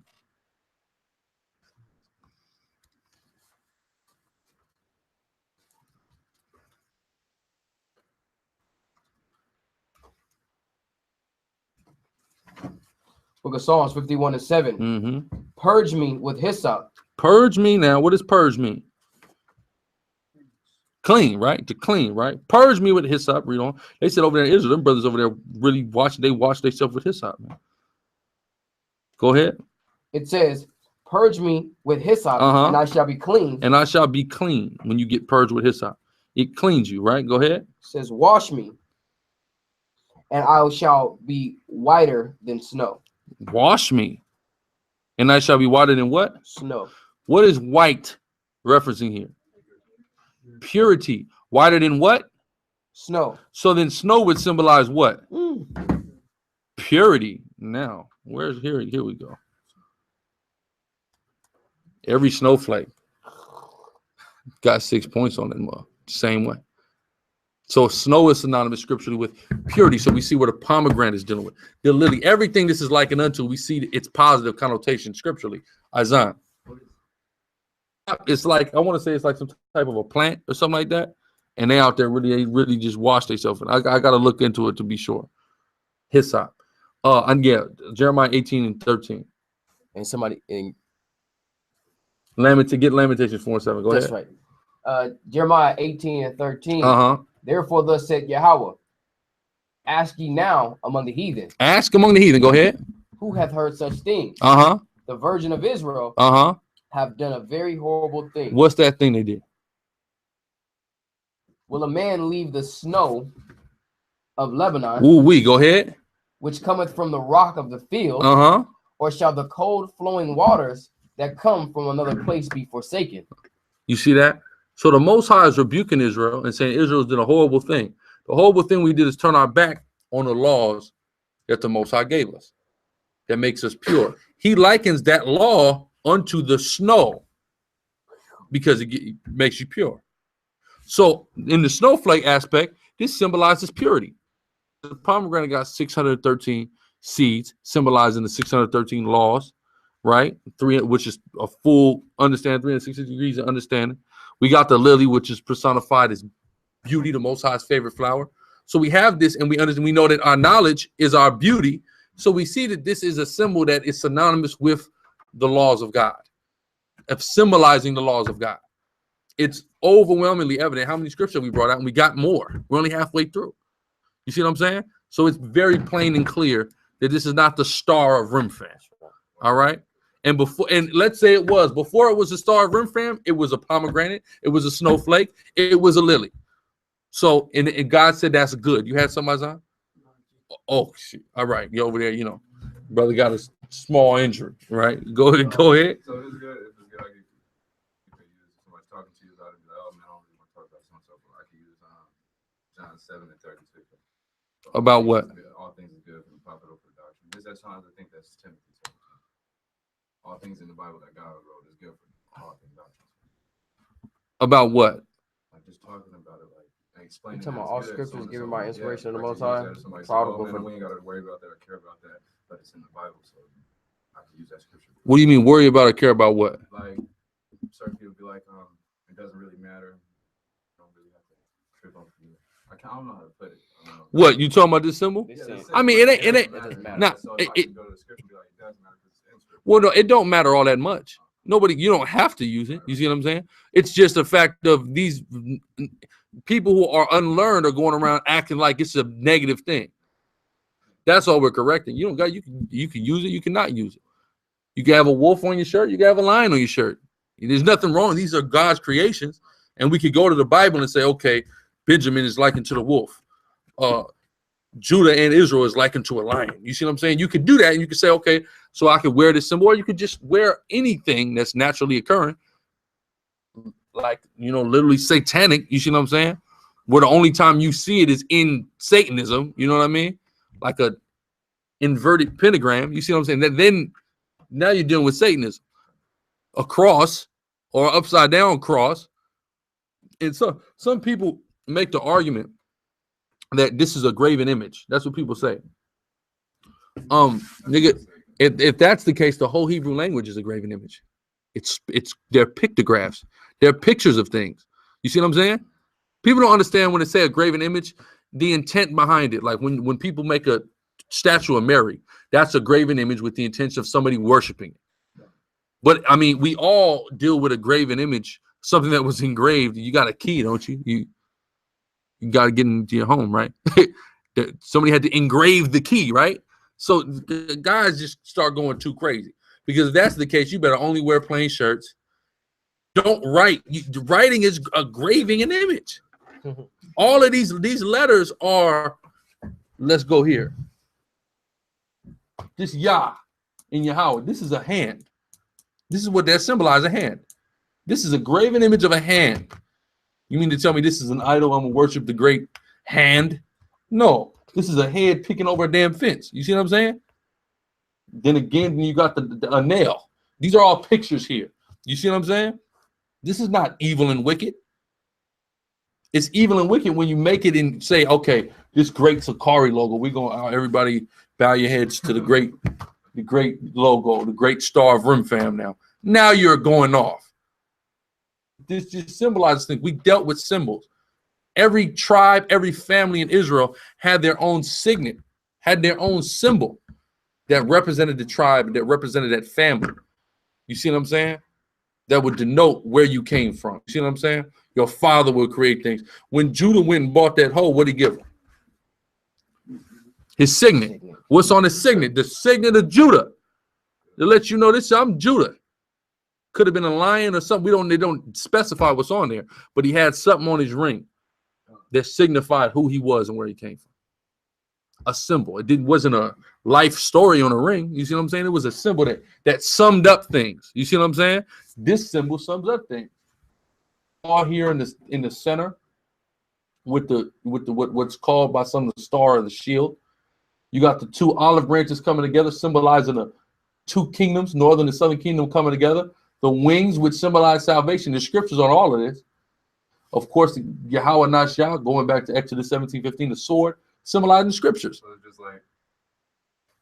So it's just like a crib wearing blue. You know what I'm saying? Sum it up. If you all wear blue, it symbolized this is a symbol of something. I don't have to tell you it, but you looking at it represents. You see what I'm saying? You know what I'm representing here. Somebody may walk around with a certain sports team hat. To one person, this is simply a to one person that's simply a San Francisco 49ers hat. To another person, that can mean something else. In LA, you might say that's the Swans. This nigga's from Swans right here. You see what I'm saying? That's the FS. You looking at it as SF. I'm looking at it as FS, Family Swans. You see what I'm saying? Go ahead. Yeah, they use the symbol. Why do they use the symbol? Because, of course, they believe it's the Star of David. One of their leaders, David Barksdale, died. They commemorate him through that symbol. You see what I'm saying? That's what it's that they didn't just come up with it. You see what I'm saying? David died. They called him King David. They took this star because it's association with King David. It's believed to be associated with King David. Because, of course, that's the thing about it. Like when you deal with this, because brothers will talk about the shield of David, not a whole lot of proof that it's the shield of David. So that's not I'm not gonna go the shield of David route. We're gonna show it to you all the different scriptures. But this is the da. That's the da. It's a triangle. These are two Hebrew letter das that all half came together. You see what I'm saying? So again, if you say that this is a graven image, our whole language is a graven image because this is just two letters in the Hebrew alphabet brought together. That's all that is, right? I was gonna say this symbol was around prior to David even being on the earth. Yeah, so it was. So David could have seen it and was like, "Yo, this is like literally my name." You know what I'm saying? That's like if your name is like, you know, I don't know, Robert Robinson or whatever. You know, you go get the Rolls Royce sign and you go rock it in your chain. Oh, I'm double R. That's me. Double R. Yeah, Matter of fact, Rashad Ridley, you got the double R chain. You know what I'm saying? So David could have seen that and start rocking it himself, saying like, "Yo, this is my name intertwined, the da wa da." But like the brother said, there's nowhere where it just proves that that's his, where he made it up himself. Kind of like it. Where was we at? Lamentations 4:7. Go ahead.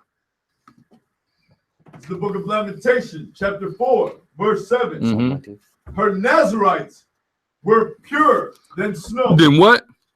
Were pure than snow. A snowflake gonna make this symbol every time, falling perfectly out of heaven, and it's symbolic of purity. So we have it's all referencing back to the laws. That symbol. Go ahead. They were whiter than milk. They were whiter than milk, right? That's it on that. Go ahead. They were more ruddy in body than ruby. Which means they were chiseled, like how a ruby, like a precious gem, is chiseled. So these Nazarites, they was brothers that was chiseled. Go ahead. Their polishing was of sapphire. They were polished like this. So it's liking them to they was chiseled. I want to show this real quick as well. Then Mayans. The Maya identified by Alexander von Wuthenau as a depiction of the Jewish Star of David ears. Well, this Mayan priest had the earring with it on it, right? Interprets this as a year bearer, as the year bearer sign of Mesoamerica. So this was a calendrical sign that was used by our brothers, tribe of Zebulun. Brought it all the way over here. Gadites all the way over here, right? So give me that. Psalm 19. Yeah. Psalms 19 and 9. Because this is also another symbol. It's not so much the quote unquote hexagram, but this is a symbol of the hexagon. Okay, who knows the difference between a hexagon and a hexagram? Hexagon, it's much like this, but it's like a it's like this. You see what I'm saying? Like an octagon, but two less sides, like a stop sign, but two less sides. That's a hexagon, right? So that actually occurs naturally and makes a natural. If y'all look at the SICARRI Street Saga background, it's hexagons on it. That also goes with it, right? Give me Psalms 19 and 9 to 10. What that symbolizes as something naturally occurring that the Most High created. Go ahead. Psalms 19 and 9.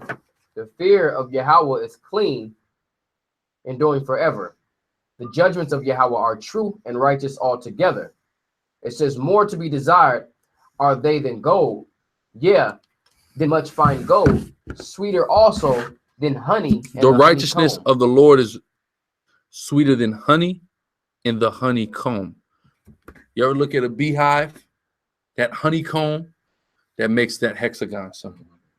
You see what I'm saying? So here we got the righteousness of the Lord, synonymous with the honeycomb now. Let's go to 119 Psalms and the 103rd verse.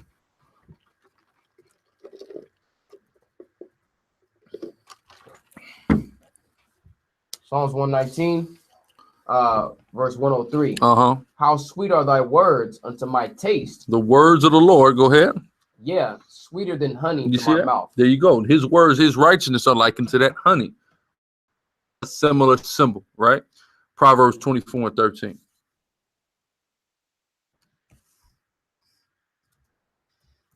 Chapter 24, verse 13. Uh-huh. It says, my son, eat thou honey, because it is good. Eat thou honey.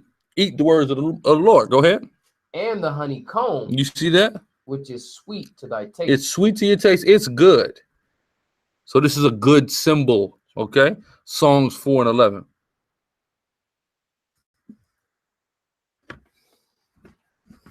Song of Solomon, chapter 4, verse 11. It says, thy lips, O my spouse, drop as the honeycomb. You see that? Drop as the honeycomb. Look at that word drop in the Hebrew. It's synonymous with teaching. You see what I'm saying? So you teaching that honeycomb. You're dropping knowledge. This is where we get that term, dropping knowledge. It's a biblical term. Dropping that honeycomb. That's the truth. Right? Now watch. We're going to prove it. That's it on that. Isaiah 5 and 7. We're going to prove it right here. Salakia, Ezekiel, no, Isaiah 7 and 15. This book of Isaiah, chapter 7, verse 15. Uh-huh. It says, butter and honey shall he eat, Uh-huh. that he may know to refuse the evil. When you eat the honey, you know to refuse evil. So it's telling you it ain't talking about no actual honey.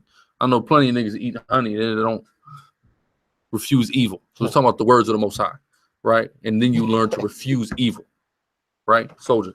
As far as 3 and 3. as Uh-huh. far as Samson and the honey and him giving his mother the honey out of the line and stuff, does that have anything? That's a whole different subject. It's related to this, but that's a much deeper parable. And underlying story that's being told there. Ezekiel 3 and 3.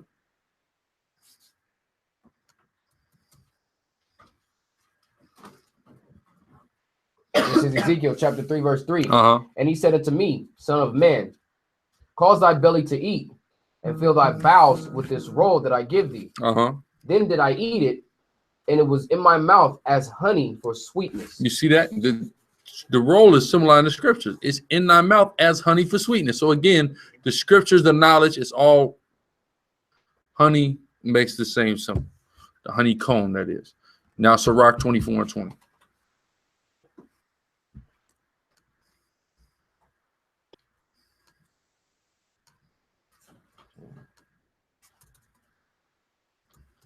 This is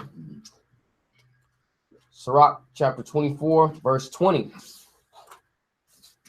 It says, for my memorial is sweeter than honey, and mine inheritance than the honeycomb. My memorial, the memorial of the Lord, is sweeter than honey. So with that was it on that. Okay. With that, we'll open it up for questions. I think that pretty much sums it up, though. This is not the Star of Moloch.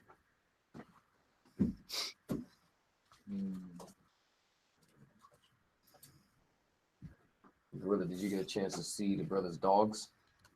Whose dogs? Street dude. Did I see his dogs? What do? You email me? Did you get a chance to see my dogs? Not yet, brother. Not quite yet.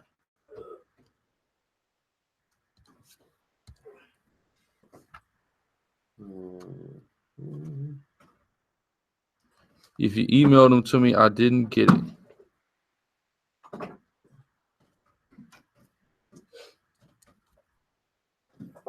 But I emailed you.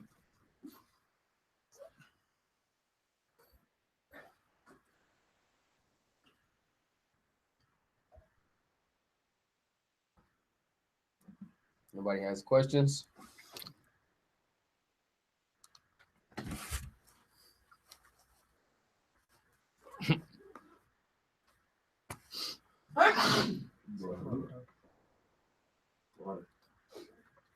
It says, I know women who say they're allowed to teach, like women in Israel who ruled, or books like Judith, etc. Is this true, and what scriptures prove that today it is not allowed? If you read the book of Judith, you know Judith didn't teach any damn body. On the book of Judith. The only other reference they could go to is Deborah. If you go to Judges and Deborah, who is Deborah teach? Deborah was the big mama of Israel because there was nobody else to lead us. The same way when daddy's gone and in jail or dead or whatever's going on, big mama's there to lead the family by default.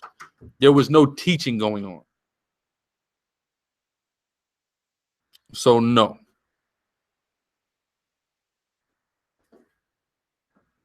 Can I buy a necklace of the shield of David? With this necklace, you have to, we bought her out, brother. So she's out. Okay, she ain't had before. Just grabbed a couple out of Africa. This is what they making in Africa, not the onk. Okay, they're making this right here out there in Africa. It says, what's the difference in duties between wife and concubines? The difference of duty is up to your is at the discretion of the man. You hold your concubine or whatever standard you want to hold her to, but she can't hold you to certain standards. All right, so that's up to you. Can you break down Acts 10, 13, and 15? Get it.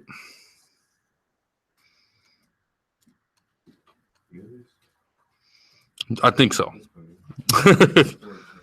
I think so. 10 and 13. Uh-huh. And there came a voice to him, rise, Peter, kill and eat. Uh-huh. But Peter says, not so, Lord. No, Most High. For I have never eaten anything that is common or unclean. Uh-huh. And the voice spake unto him again the second time, what the Most High hath cleansed, that call not thou common. That was 15? That was 15. Skip down to the breakdown. It's right here in the chapter, brother. Verse 17. Now while Peter doubted himself what this vision which he had seen should mean, behold, the men which were sent. So Peter didn't understand. People go into this verse and trying to say this means you can eat whatever you want. Number one called clean, called out not common or unclean. What did the Most High call clean? Did he call all the animals clean right there? He didn't specify what was clean. He just said what I call clean, don't call unclean. Right? So Peter's not getting what's going on. Still didn't get it. It didn't register. He still didn't eat any abominations. What did he do? Go ahead. Behold, the men which were sent from Cornelius had made inquiry from Simon's house and stood before the gate and called and asked whether Simon, which was surnamed Peter, were lodged there. The vision, the Spirit said unto him, behold, 3 men seek thee. Arise therefore and get thee down and go with them, doubting nothing. For I have sent them. Verse 21. Then Peter went down to the man which were sent unto him from Cornelius and said, behold, I am he whom ye seek. What is the cause therefore ye are come? And they said, Cornelius the centurion, a just man, and one that feareth the Most High, and of good report among all the nations of the Jews, was warned from the Most High by an There's a cracker that's of good report amongst all the Jews. I don't know one. Have you met this man? Hey, Bernie Sanders, man. I ain't met the man.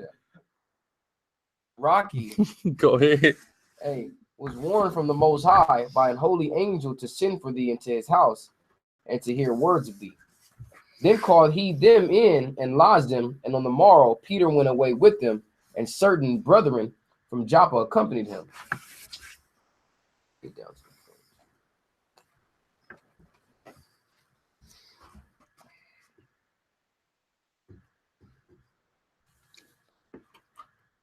All right. Verse 26. But Peter took him, saying, Stand up. I myself also am a man. And he talked with him. He went in and found many that were come together. And he said unto them, Ye know that it is an unlawful thing for a man that is a Jew to keep company or to come unto one of another nation. But the Most High has showed me that I should not call any man common or unclean. So as we can see, it ain't talking about no damn animals. It's talking about the Israelites scattered in the other nations, living like the other nations. All right. That's who can't be called common or unclean. You can't go around. How does that translate to now? You can't go around calling black and Hispanic people common and unclean and acting like you're better than other blacks and Hispanics, even though they're not in the truth. That's all it means. All right, go ahead. No, that was okay.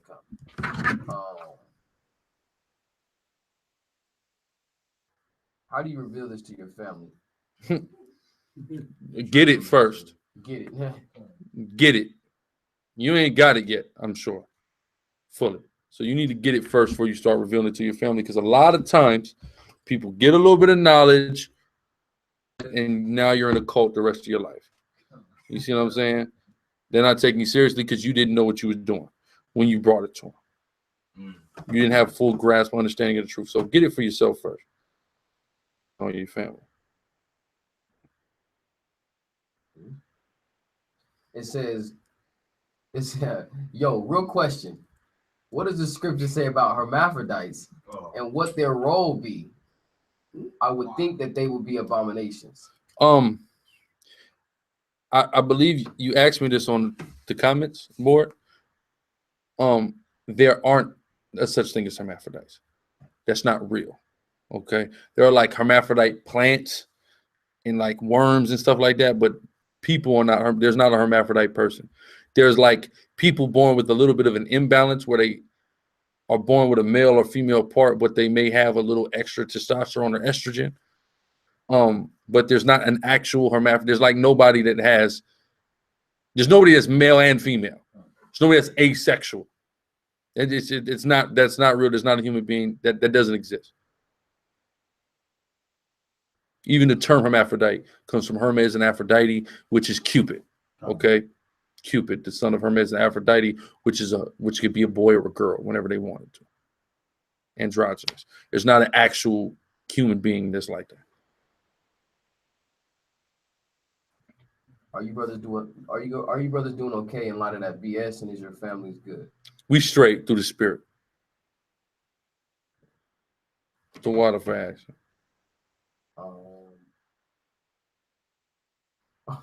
I read that wrong.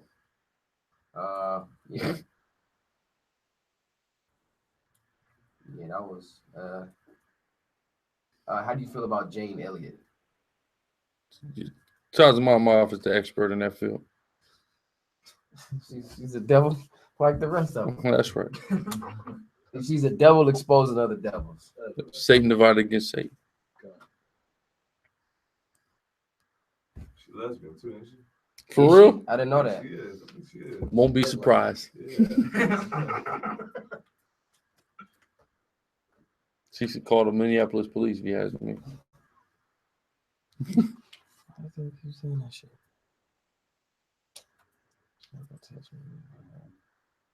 Yes, pictures of my dog. The fuck? That's strange. I'm not understanding. Are you brothers making it to the summit August 24th? Yahweh willing, that's the plan. Yahweh willing, that's right. As well, 2 weeks before that. Thanks for the class. My name is Stephanie. Shouts out to Stephanie. Shout out to all the sisters. Come to sisters class Sunday, That's right. 12 noon Pacific, 3 Eastern. Okay. Sisters class this week will be going into Proverbs 31. Where's the next summit? After North Carolina, I don't know. They don't decide on where the next summit is going to be until after the completion of each individual summit. So we won't know until after North Carolina where the next summit will be or when the next summit will be. This is gonna be on 24th in North Carolina. The 24th to the 27th. I want to be in Virginia. For real? Well, come on down. We it was supposed to be in Chicago, but that fell through. It was supposed to be Chicago on August 6th, pushed back to Innermouth, North Carolina. Hosted by Yahweh's camp down there. Taza Doc, that's his name. That's the brother's name, Taza Doc. A lot of people know about Taza Doc. Doing sovereignty stuff and things like that, videos on YouTube. He's from Yahweh's camp. What city in North Carolina? The brother said he's Raleigh. Raleigh. Raleigh. It says, what are your thoughts on the Qumran Valley? Do you believe the Ebionites were the true followers of Christ? Complicated. I don't believe that though. In short. And I don't put much value on the beliefs of the people of the Qumran Valley. So y'all can understand the Dead Sea Scrolls. The Essenes that were there and things like that.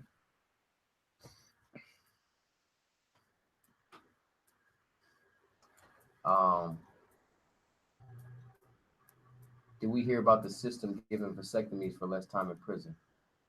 No, I didn't, but I wouldn't put it past. Yeah. You heard about that? Yeah, I heard about that. You get released if you get 30 days. To get a vasectomy so you can stop having kids. Right. Sick. The white man is the devil. They're taking 30 days off. Correct.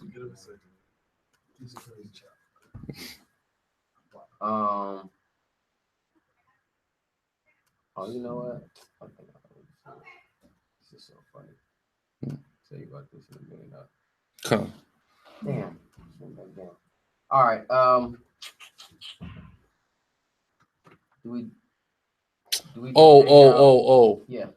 To the brother, street dude. Yeah, come. Yeah. I'm sorry. Yeah. Do we hear about what happened with the brother in Greece? Beautiful dogs. Yeah, I heard about what happened with the brother in Greece. Them white girls, man. You can come back to these sisters, man. All right. I'm trying to tell you.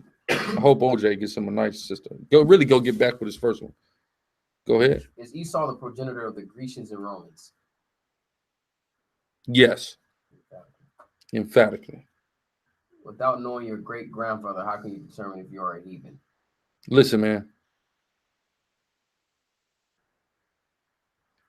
Niggas be doing too much.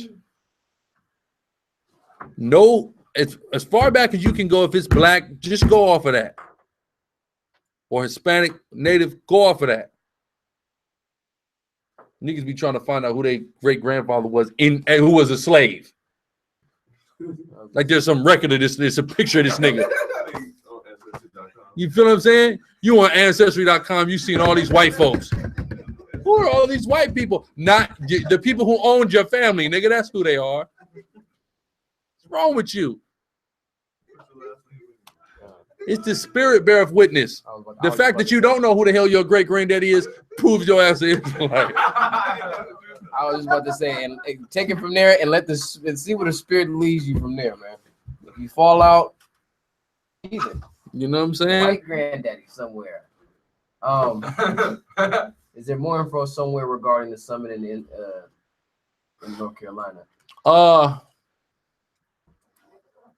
not sure. You can hit us up directly about it though, and we get you whatever information you would need.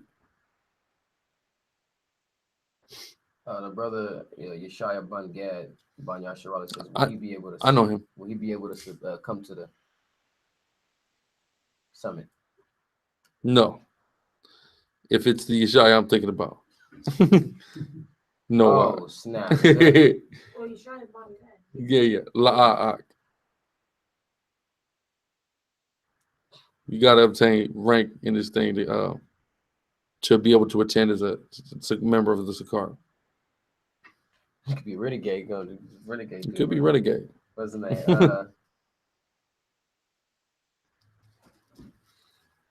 Yeah.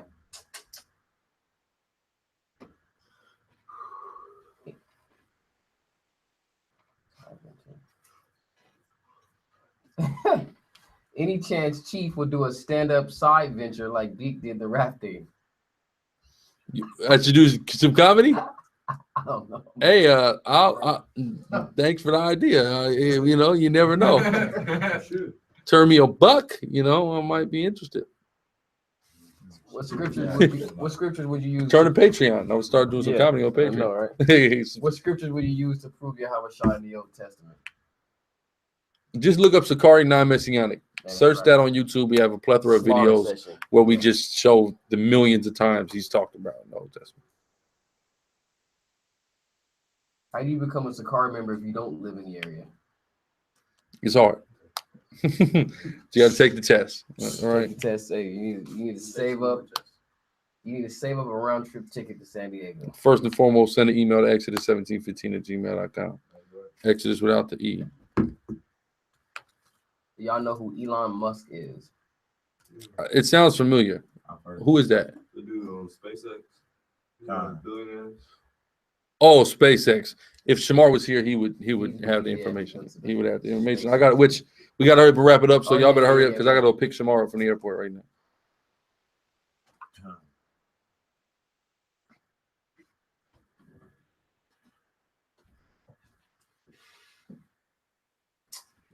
Alazar, will you ever snatch the Bible from a damn heathen devil again? Absolutely. You know what? I don't think I'm gonna do it. They're gonna charge me with something next time I do it. They're gonna give me they're gonna lock me up. So you know what? If he does, you'll never know about it. Right? Okay. It ain't making YouTube, all right? They're gonna lock me up for it. So you know. Maybe Patreon. Yeah, maybe for Patreon. All right, man. Yeah, you brothers is all right. You're done. All right, all praises to Yahweh Shem Yahawashi and Shalom. Shalom.